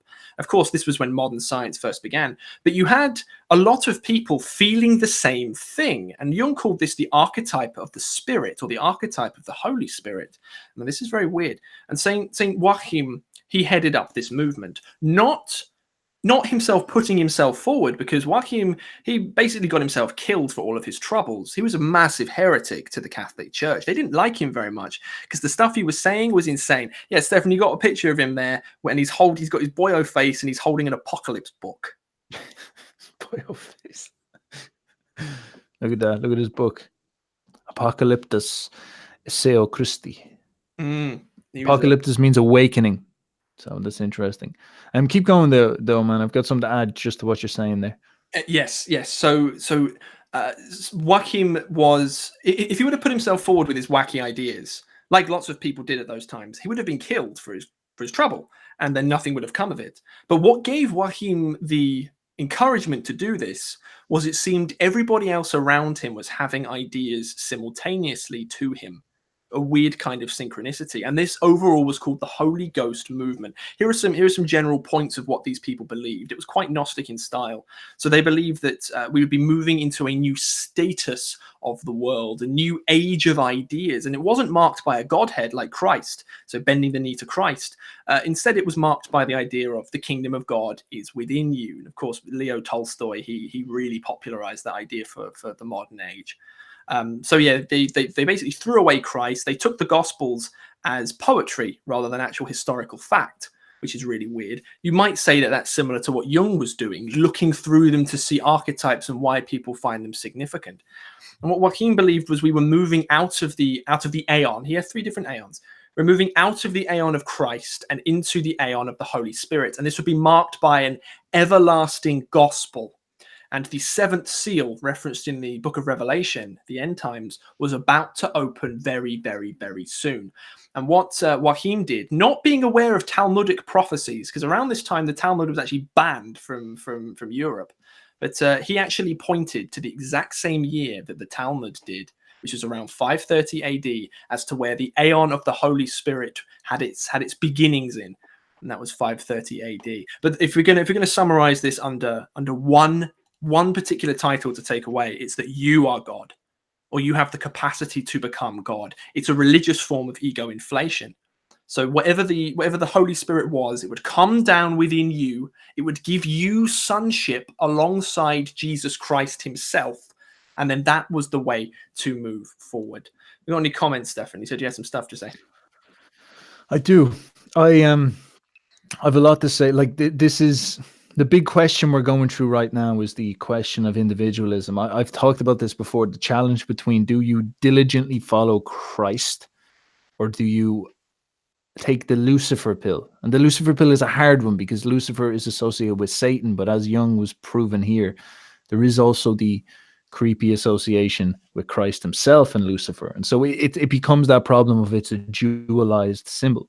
And the question is, are we supposed, like, what are we supposed to do? Are we supposed to go all in on Christ? Are we supposed to go all in on Lucifer and become like a Nietzschean Antichrist? Are we supposed to do something where we sort of blend the two, like a unification of opposites, as Jung describes? I really don't know what to do about that stuff. I don't know how to figure it out. I don't know what to make of it. As I said, I'm figuring it out just as much as anybody else. But I can say, though, and resonate with this Joachim dude in the sense that everybody seems to be going through something similar, that people are now starting to ask the big questions, like, is the whole radical individualism thing really, really a good thing?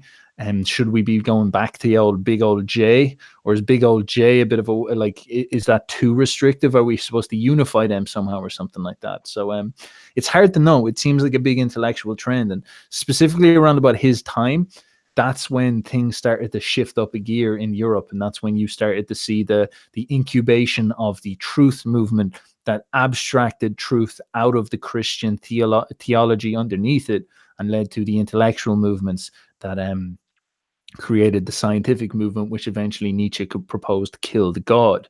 But there is, all of this suffers from a serious problem, and that is the contemplation of the heavy dark side. And I'm going to tell the story of and like, there's something very hard about all this, in the sense that a lot of this comes through great men, like revealers, like leaders, prophets, messiahs, and all this. And there's something interesting about Jesus in the sense that he says, I am the only Messiah you will need.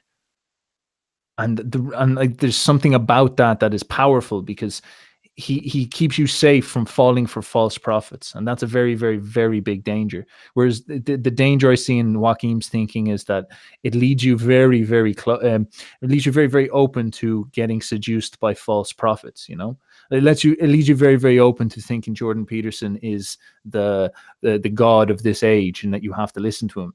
And Joachim is the God of this age. And this is not a trivial thing at all. I'm going to tell the story of Sabbatai Zevi. Now, this is a Jewish Messiah. So the Jews suffer just... The Jews and the Christians are at odds, because the Christians believe that the Messiah came in the form of Christ, whereas the Jews deny that. The Jews think Christ was a criminal, and that didn't happen, and that's why he was prosecuted. It was all a lie. But they have a problem then. As I said, it's a psychological tension. They have that seat on the self, and they have no person really to sit in that throne. They're waiting for a Messiah. They're stuck in this position where they're waiting for the Messiah. So that leads them in a place where they are very, very vulnerable to these movements, somewhat, in some sense. And so, in a weird way, these warring brothers, Lucifer and Christ, could be represented as the Christians and the Jews. You'd have the conservative Christians looking back at Jesus, which has already happened, and then you'd have the messianic Jewish energy, which would be looking towards the future, towards something that hasn't happened. So they're always trying to progress, whereas the Christians are always trying to return. And this actually manifests quite explicitly in even stuff like modern politics. Jews are far more liberal in general, or progressive in general, than they are conservative, whereas Christians are probably far more conservative than they are liberal. And that would, like, is that because of their coding, because of the stories they've had? Nonetheless, the Jews were and the Jews as well worship Saturn. Remember that. So they hold sacred numbers, is a big deal.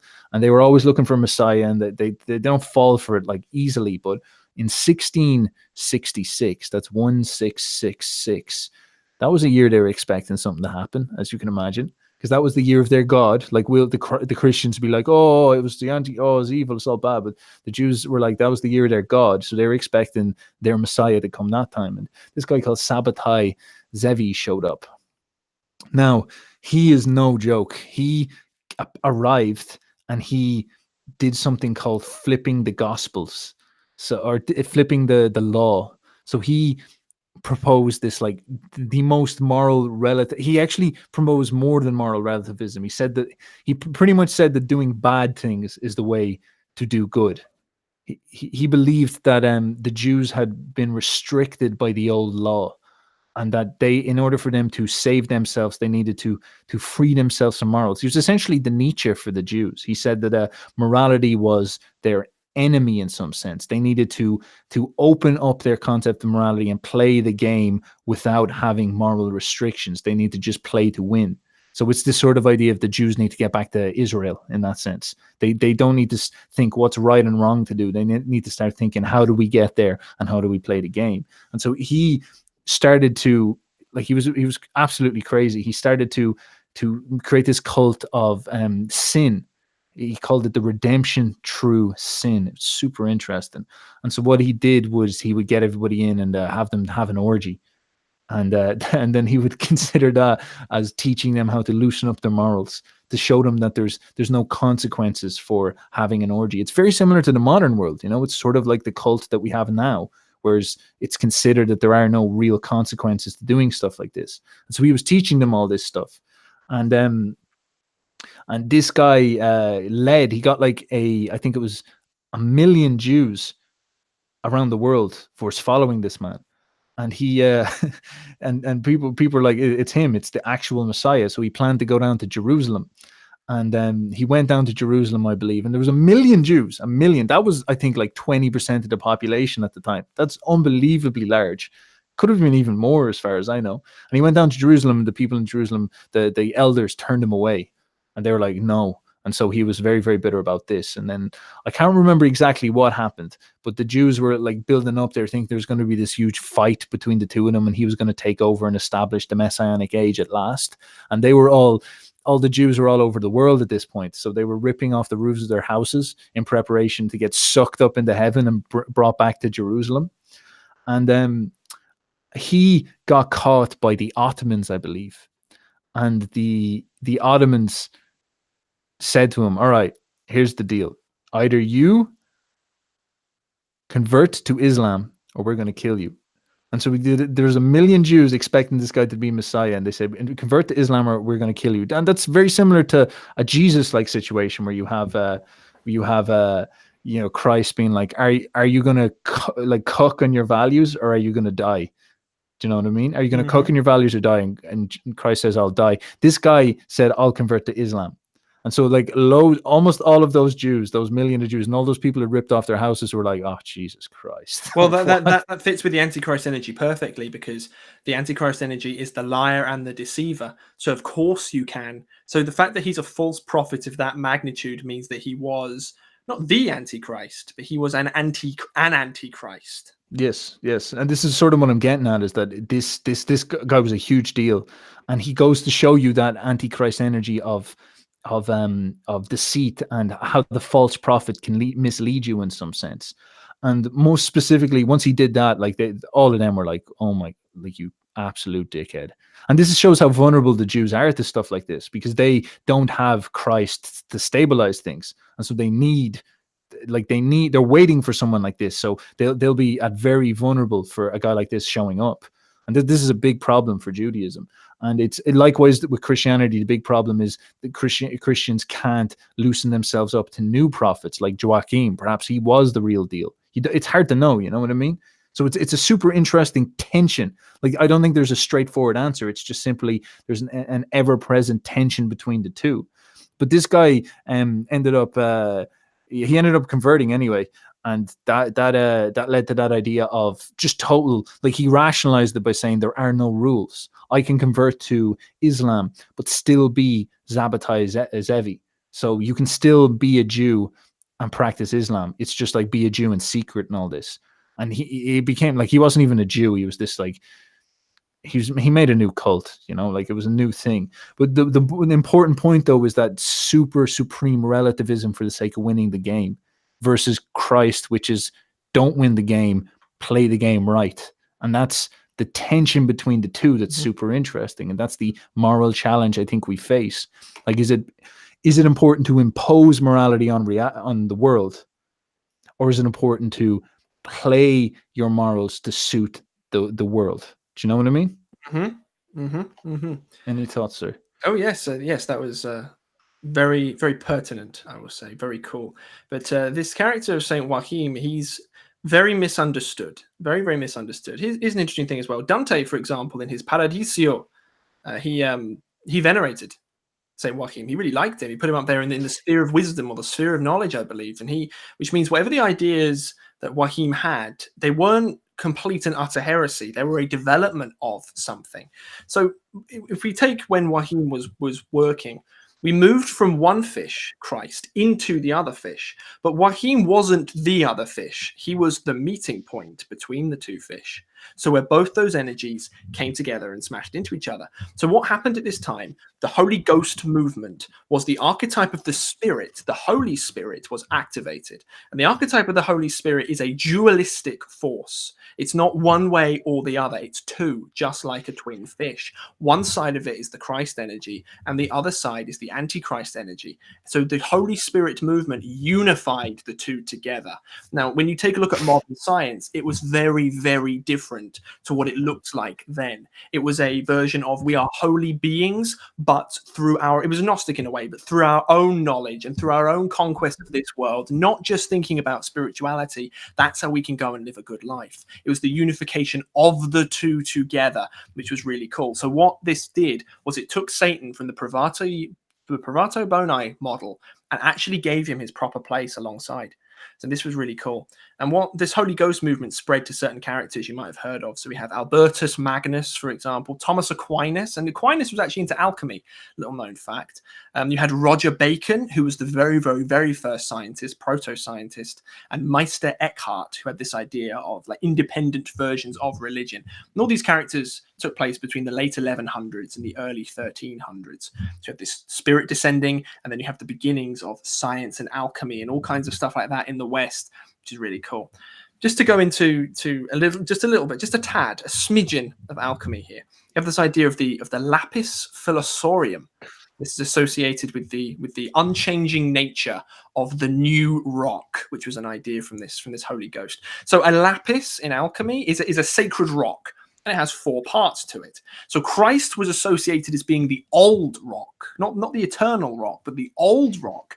And the 4 parts, just like the quaternity of the Mandala symbol, was Matthew, Mark, Luke, and John. So they were his 4 parts, and that was that. But there is a story in the Old Testament where Moses, very important man, he took his staff and he smashed a rock on the floor and water flowed out of it. And this ushered in a new age. Now, when Christ was on the cross, this is in St. John's Gospel, and this is called, this actually, scientifically, this means respiratory acidosis, apparently.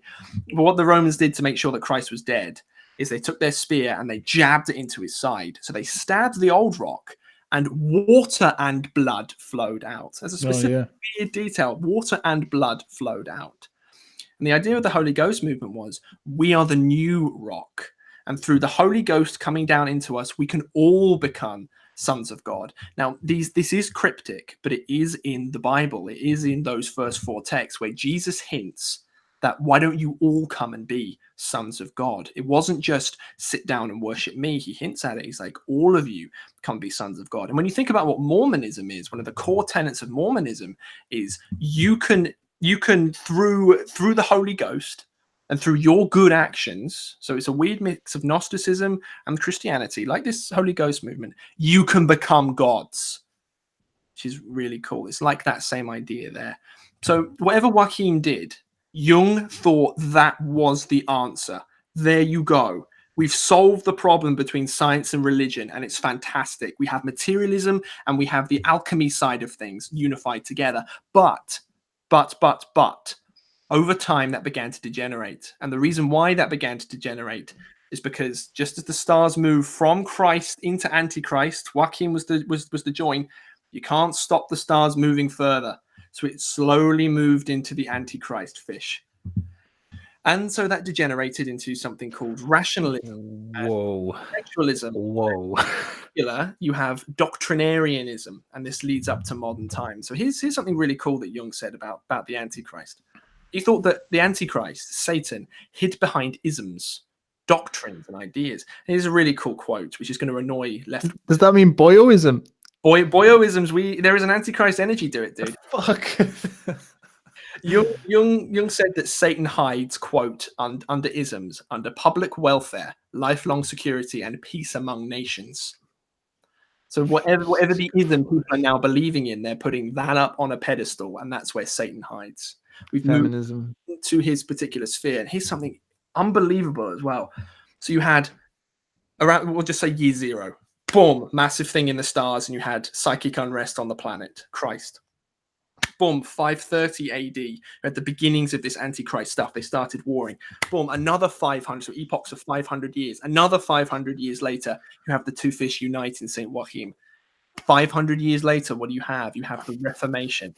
Starting, you've got characters like Luther and characters like Henry VIII, and this is when our versions of symbols began to change. We moved from the Catholic way of doing things into a more splintered, fragmented way of doing things. We started to question way more. And of course, what this led to was the Renaissance. You started having science, and around this time you had huge civil unrest. You go forward into the French Revolution. Are we gods? What are we to do about this? We have all this power. Look, we've just created the guillotine through our own actions on planet Earth. What should we do with this? Reverse all values. You have Nietzsche coming along as well, who noticed all this, and he's like, what the hell am I meant to do? I am the Antichrist. He called his book Antichrist. You need to reverse all the values. Boom, you land in the 20th century. What happened in the 20th century? Nothing but destruction and bloodbath, because we do not know what to do with our newfound knowledge. We do not know what to do about the fact that Christ fish is now gone. It's left us in complete and utter wreck. Whereas the Christ fish might have left us sort of more passive, and we could be invaded by people, but we can sort of just sit here and defend ourselves. You have with the Antichrist fish the other way of doing things, which is we need to take things into our own hands. So if you track 500 years after the Reformation, like these continual 500-year bounces, you land now. And what Jung believed was the new Aion was going to come, depending on which calculation you use, between 1997 and 2200. Which puts us squarely, as you're watching right now, in the new period of psychic change. And the thing which Jung said would mark this psychic change, as we move into the Aeon of Aquarius, The fish are gone now, or they're about to go. Now we have to unify the opposites. And Jung said the way we unify the opposites, we have to, because it's not deterministic, we have to recognize what evil is. This is why he emphasized the privato boni. We have to grant the other fish his proper place in the culture so that we can unify them. What Jung is saying implicitly, because you've got to read carefully with this, we need to go back to what Saint Joachim of Fiora was doing. That was the way it happens. And exactly 1,000 years or so after he acted, if we don't start behaving like that to unify science and religion, spiritualism and materialism, good and evil, recognize them all and decide for ourselves, giving both their steelman point of view where we want to go, then we are all going to end in absolute psychic disaster. Was and that is something very important to drive home, is that Jung's suggesting that the game can be lost, the Antichrist and Satan can win. Like that's sort of what he's implying there, is that it's not a given that the good thing is going to work out. Like it's a situation, as we said, that if you want to use a interesting metaphysical model, imagine the petri dish, Earth, and there's a dustbin underneath it and a heaven above. God and Satan are sitting there, and they're making bets, seeing what do these fuckers do? Are they going to get their way out or not get their way out? I had a question that I lost again. There's so much in this that I keep missing out on all these amazing little thoughts and little ideas that are popping up. So, like, you're suggesting, oh yes, so was it epochs of 530 years? Because if it was, that means Joachim is 530, and does that place that means that the next step would have been what, 1066 when the British were invaded? Yeah, what you have. Possibly. So when you have astrological calculations, it's complicated, and you can't pinpoint precise years all the time. So for example, a jump between conjunctions is about 730 years. So between Saturn and Jupiter or whatever, there are different conjunctions that take place then. In terms of the actual astrology, the 500-year thing is an approximate thing. So that's just an easy way to sort of map out in your heads. The specific dates that I gave going through this, the 3 years before Moses, 3 years before Christ, 530, 1239, and the 16th century. Those are specific things where psychic unrest will happen, involving the relationship between psychic and material. And we know from history the most significant things involving those two phenomena happened during those years. Yeah, it's very strange. The Reformation, the Enlightenment, like that stuff was a huge deal. And it did all stem from the 16th, 17th century. That's when this stuff was incubated. And that codified, that thinking codified the modern world. Like the reforming of the church, and pretty much the alchemical way that people started to think at that time, codified the intellectual movement that created the Enlightenment, which is what built up the intellectual power for the French to decide to rebel and create the modern democratic liberal state. They were the first people to overthrow their monarchs, and it was an absolute catastrophe what happened. And they created modernity. And so like Napoleon and the French are the anchor point of which the modern world are built upon. All of the values we talk about, the Constitution, liberty, all that stuff came from that moment. So the entire modern world, modern era, is premised on that part of history, which is then again premised on this thinking from this part of history. So it's a super interesting thing. It is like ideas get dropped in at certain historical ages, and then they manifest as behavior, as war, as action, as politics later down the line, as people embody these ideas. But at the very start, they sprinkle in as a spiritual idea. That's a super interesting idea. And I guess the last question is the coming age, Aquarius. This is related to the myth of Ganymede. I can't pronounce his name properly. Ganymede, divine hero whose homeland was Troy. So you'll find this interesting because the Romans considered themselves Trojan. And so they consider themselves sons of Troy as well as sons of Mars. And Yeah, descended from Aeneas, apparently. If you take the Aeneid as history, which it wasn't, but obviously Virgil wrote the founding of Rome, and it was linked to Aeneas, and I believe Aeneas was a Trojan soldier. and so this is super interesting because Troy, Rome, who all of this stuff relates back to Rome being the premise of Europe and the West and whatnot. And a lot of this stuff takes part in the West, and so we find ourselves again bringing ourselves back to this part of the world. You know, these very ancient. Actually, you've just hit me with something. What was that very first year I said? 1396 BC. We don't know when the Trojan War took place, and we also don't know if it was historical. So the Trojan War was the basis of the Iliad and the Odyssey. So ancient Greece nested its history within the Trojan War. Oh yeah. And then Oh yeah. the Romans also did with Aeneas, and the British also did. There was a character called Brutus who was a descendant of Aeneas, supposedly, and he came and founded very early Britain. So I believe, and this is just speculation, people can look this up, that the Trojan War took place around that time, because I know Homer wrote his stuff around 800 BC, and it was several hundred years before that we think the Trojan War took place. So the 3 years before Moses thing could also line up perfectly or semi-perfectly with the Trojan War itself. Homer describes Ganymede. So here we go. Homer's talking here. Ganymede is the most beautiful of mortals, and in one version of the myth, Zeus falls in love with his beauty and abducts him in the form of an eagle to serve as a cupbearer in Olympus. So there's a dark side to this. This is the myth that was the model for the Greek social custom of pedastery, which is where an older man will take a young boy. And sometimes, not always, and people say always nowadays because it's the in thing, gentlemen. But sometimes they would that would form into a sexual relationship, but not always. Definitely not always. The socially acceptable romantic relationship between an adult male and adolescent male. The Latin form of the name was catimus, also Ganymedes, which the English word catamine is derived. Oh Jesus! Catamine was a pubescent boy who was the intimate companion of a young man. Jesus Lord, here we go. So this is the coming age. That's the dark side of it. And a lot of stuff would start to make sense, though, if that's what's going on. But there is a positive side, which I think is interesting.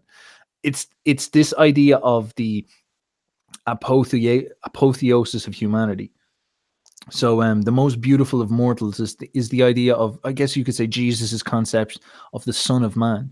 It's the idea of man perfecting himself finally, and God, Zeus, comes down and actually lifts him up into heaven, into Olympus, to perform, to do his role or whatever. So this is a super interesting idea, because this is sort of something that appears in Revelations, and they're saying that God will come down at some point and lift us up, save us in that sense. And it's this type of myth, you get what I mean? Because what that would have appeared, the pedestry, the reason why it was accepted and adolescent males would have enjoyed it is because if you were taken by an older man, he would change your life in that you would gain a massive amount of social status. It's like the way a girl who gets with Leonardo DiCaprio is going to get a load of Instagram followers. Like it's sort of that type of idea. And so there's this sort of bringing up type of energy. And this is this. I just drop something in here as well. You say about being lifted up to humanity. There is another Talmudic prophecy. I didn't include it there, but 7,000 years after the creation of the earth, that's when the kingdom of God will come, and that'll be the end. That's it, the end. It's put right at the end of the age of Aquarius. Oh Jesus, yeah, maybe. Jesus, who knows? Ganymede was the loveliest born of the race of mortals, and therefore the gods called him away to themselves to be Zeus's wine pourer for the sake of his beauty, so he might be among the immortals. So is it suggesting a coming? And this is the myth that is the foundation of the Aquarius myth. These two things are related a lot.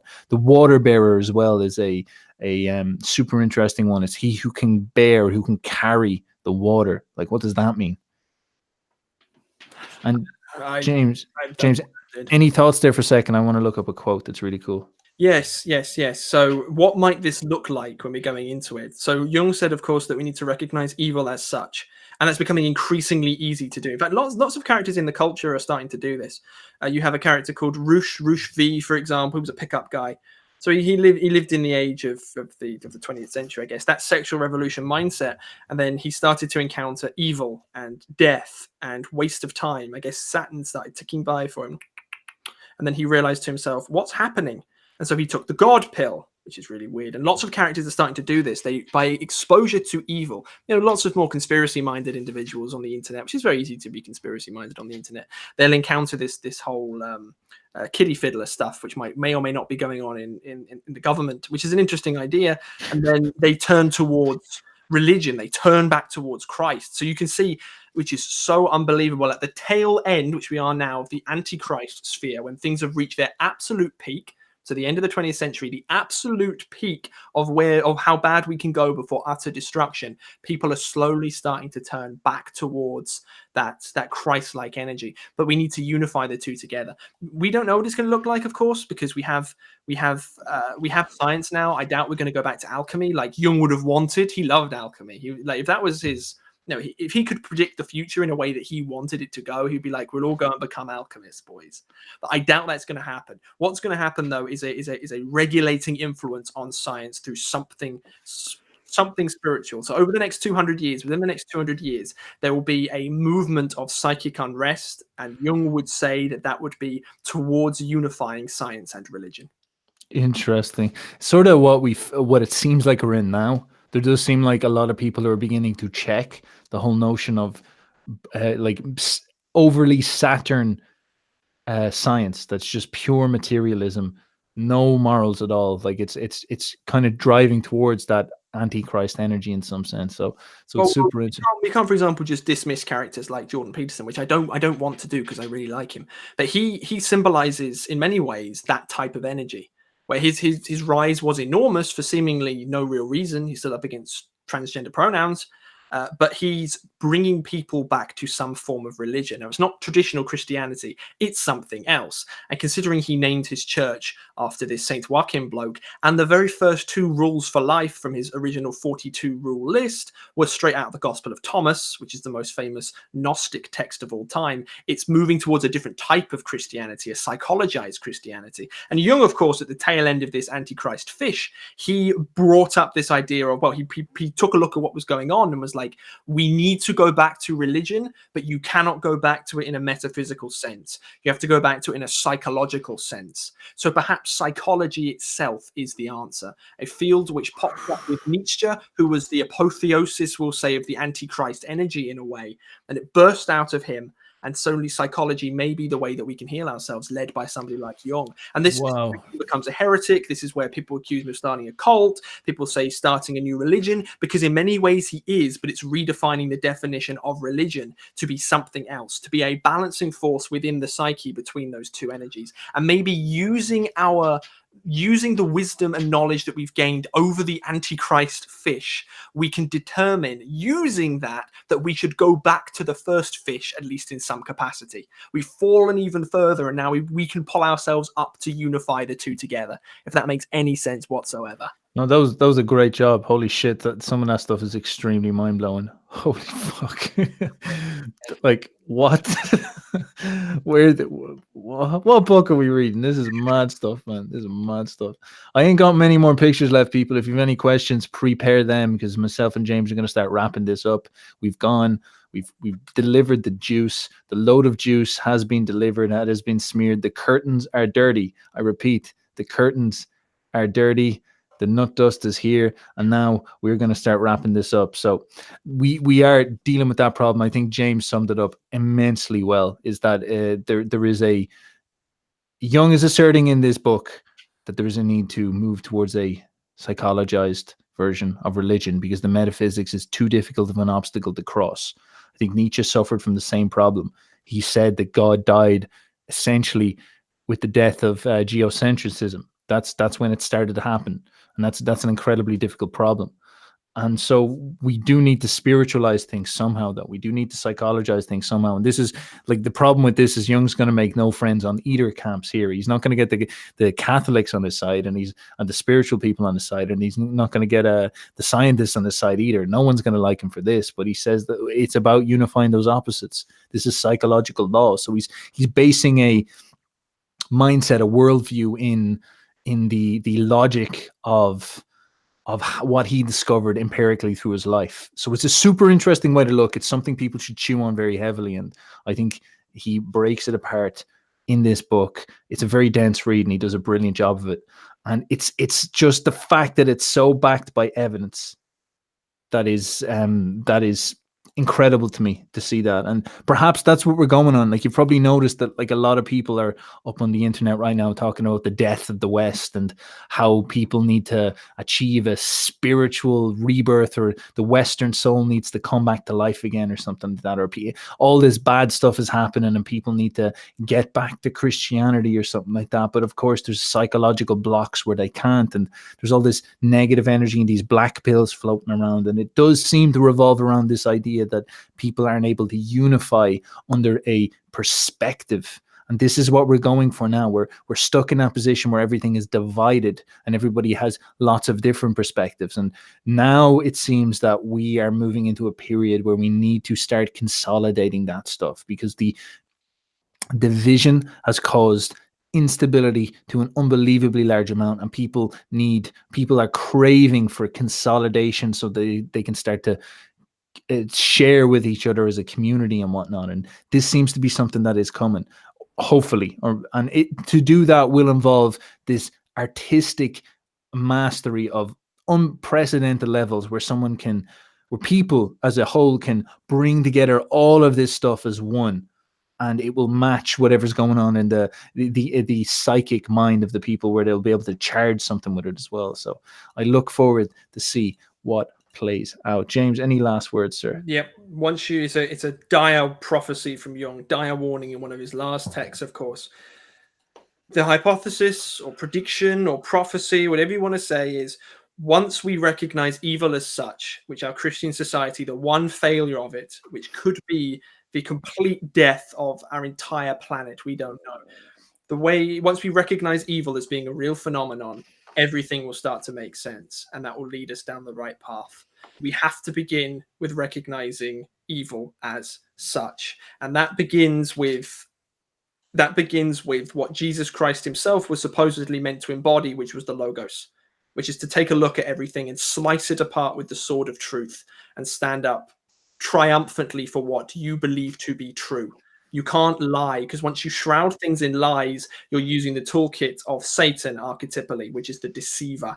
And we can't have that anymore. We need to have a return to Logos. It's a mini meme on the internet, #Logos Rising. So it's the beginnings of that movement, you might say. It might not go anywhere, but it's those fragments of that Logos spirit, the truth getting rid of the lies so that we can see things how they are, which will put evil and good in their proper place. And then what problem does that leave you with? Your ego is going to sit there and go, shit, this is real.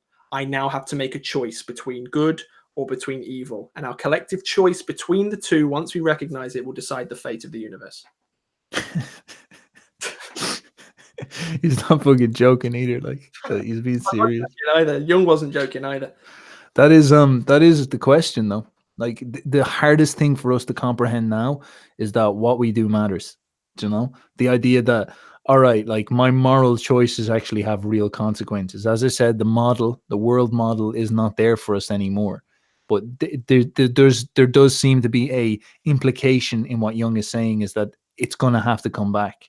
But it's not going to come back in a strict way where you have to believe out of ignorance. It's going to come back in a sort of enlightened understanding of morality, a woke way of seeing it. And that it would be the combination of Lucifer and Christ, perhaps a Catholic revival. Who knows? That unbelievably powerful institution may revitalize itself and integrate its dark side and get a bit of an edgy feel to it that may change the course of history. Who knows? The scariest thing about this of all, though, is the concept that it's not a guaranteed win. Mm-hmm. It's possible to lose. And we got to take that serious. People, let's do some questions. Any questions? Drop them in there. I'm going to start rolling through this. There's so much stuff here now. Intrinsic Realm said, guys, last week, I think it was you spoke about the Antichrist energy. Christianity made the Antichrist energy explicit through the embodiment of messianic energy. There's a coarseness about Christianity that creates shadow content where Judaism does not. To me, it's undoubtedly the biggest shadow in modern Christianity that Christ himself becomes the idol and the arbiter of distance between the individual and God. Christians can be passive. What do you think? What you think? Any thoughts, James? Yes, I guess I sort of missed some of that because it was fairly long. But I'll let you take that then. Damn. I think we explained that during the stream actually, though, that the concept of like Christianity and Judaism are shadows of each other. That's the way I'd see that. It's not that one has a shadow, the other doesn't. They are shadows of each other, as far as I can see. They're in unbelievable conflict because they're premised on they both are premised on the idea of Christ, and the question is, was Christ real or was he not real? And the answer for Christianity is that he was, and the answer for Judaism is that he wasn't. We need to get another. So they're shadows of each other. Yeah, and that's why they've always fought. Oh, Philosophat is here. How are you doing? The most important question we can ask, of course, is: did Christ rise from the dead? It's the biggest question we've ever asked ourselves. So I've tried to research this, tried to find out the answer properly for myself. I was reading some N.T. Wright, whose his books are actually kind of hidden if you look them up on Google. Conspiracy theory time, but he lays out a pretty based case for not did Jesus rise from the dead. He asked two questions, and he says, what did the disciples believe? Is number one, and two, did they have good enough reason for believing that based in Old Testament prophecy and what was going on? And his conclusion is yes, praise Jesus, more or less, which is completely fair enough. But when you look at the resurrection accounts, it's almost as if there was a God up there, which there may well be, it was deliberately designed so that people could not guarantee the truth about it. There's something weird there. All four of the Gospels accounts are completely different as to what happened. And people didn't recognize Christ when he first turned up. It's like, what the hell does that mean? We've no idea what that means. How was the stone rolled away when there were guards there? That's weird. Really weird. So, and the Jews went one way and they said no, and he was a criminal and he died for his trouble. This is what Ben Shapiro says, for example. He's like, Christ was a criminal and he died because he was a criminal, and good riddance. Whereas the Christians say something else. So there is an inherent tension between Christianity and Judaism. And when you look at the end time prophecies of trying to rebuild that third temple, and that's the whole Zionist movement, I do suppose, it's that tension's coming closer and closer and closer. And it's all happening within this particular epoch of time. Again, Jung would call that a synchronicity. Yep. To answer the question, that was just a little rant I wanted to say. As I said before, like, it's astounding that this Aion began with the conflict between Rome and Jerusalem. That's where it started. Like, our Aion is premised, our book, the Bible that built the West, as they say, was premised on that conflict that happened in Rome and Jerusalem. And now all of a sudden we find ourselves back there again. You've got Mordecai Levy, I think his name is, the guy from the 19th century who first proposed the Jewish state idea. His book was called Rome and Jerusalem. Ooh. Or his name, Moses Hess, actually might have been his name. I think I mixed them up there. Mr. Castles. Consider also why the planets are named for Roman versions of Greek gods. The planet Venus was seen to rise and fall from specific locations in the sky, which just so happened to correspond with sacred locations attributed to Aphrodite. Now consider that the epithet given to the planet Venus in Greek gets translated to the morning star and the light bringer, i.e. Lucifer. That's very true. Venus is considered is related to the morning star. It looks like it's falling out of the sky. Buddha is associated with Venus, as far as I understand, and he's considered the enlightened one. And where do we get the word? Like, we've got that that's where enlightenment flips into that as well. So it's a super interesting one.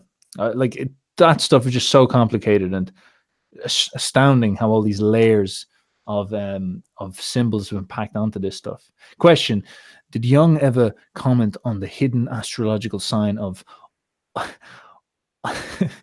Ophiuchus, the serpent bearer? James, I'll let you take that one. So Jung makes it crystal clear that in Aion, he was not familiar with astrology before he began writing the book. Before he got interested, he got fragments of it. And he actually explicitly states, sorry guys, like, I know you're going to want me to go into lots of astrological detail. I'm an old fucking man, and I don't have time to look up Chinese astrology and Indian astrology. I'm focusing on the ones which make sense for Western civilization. So I have not seen him reference that before, and I doubt that he would have done, because he was not an astrologist per se. He was using astrological evidence to make a psychological case. Yes. Yes. From Australia, thank you, James and Stefan. As another millennial into deep Jung territory, your thoughts with these lectures have been invaluable. That's from Dominic Ecclesky. Thank you very much. Appreciate you, Dominic. Thank you. What James just delineated rings so powerful. The Aquarian age as the alchemical dream, the power of the Faustian age, equilibrium with the spiritual, mythological substrate.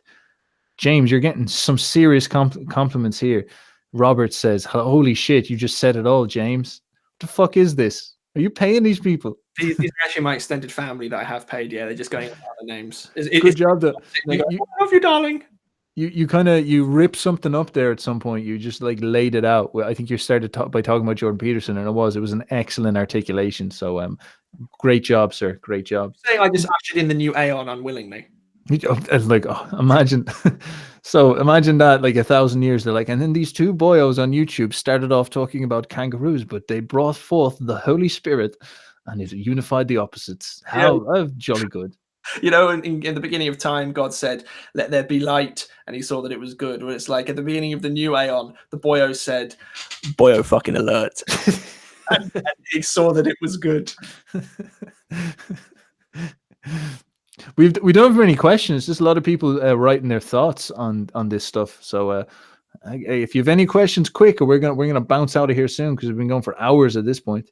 Do SX Machine, and no, it's just details here, people. So it looks like we're gonna have to bounce. Looks like we're gonna have to. You can't necessarily ask random questions about, except trying to pick it apart. It's like there's the story Jung laid out, and it's like he lays things out where you didn't even conceptualize what was going on in the first place. And he's like, by the way, this is what's going on. So I imagine it's like okay, I'll let that sit for a minute, which is very wise.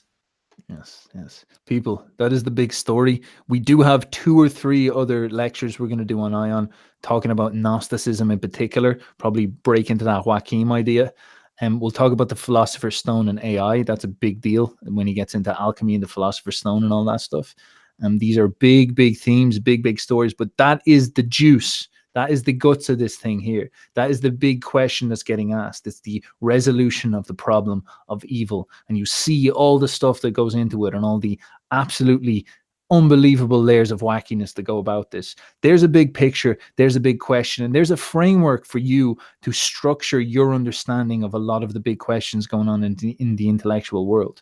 A lot of that stuff is very, very, very, very useful for creating sort of the way the Greeks used the heavens, like a overarching structure for you to hang ideas upon. This seems to be the big themes that are going on. Do we go with Lucifer Christ? Do we go with Gnosticism or Catholicism? Do we do with Christ, Antichrist? How do we unify these? Are we moving into a new age? What's going on? Who knows? There you go, people. Yep, you are. If this is true, and it may well be true, it's a pretty solid case, then it means that even with the absence of a metaphysical God, you are still cosmically significant. I think that's the most beautiful thing to take out of this. It's like you and everything that you do matters. You are cosmically significant. Boyo, over and fucking out.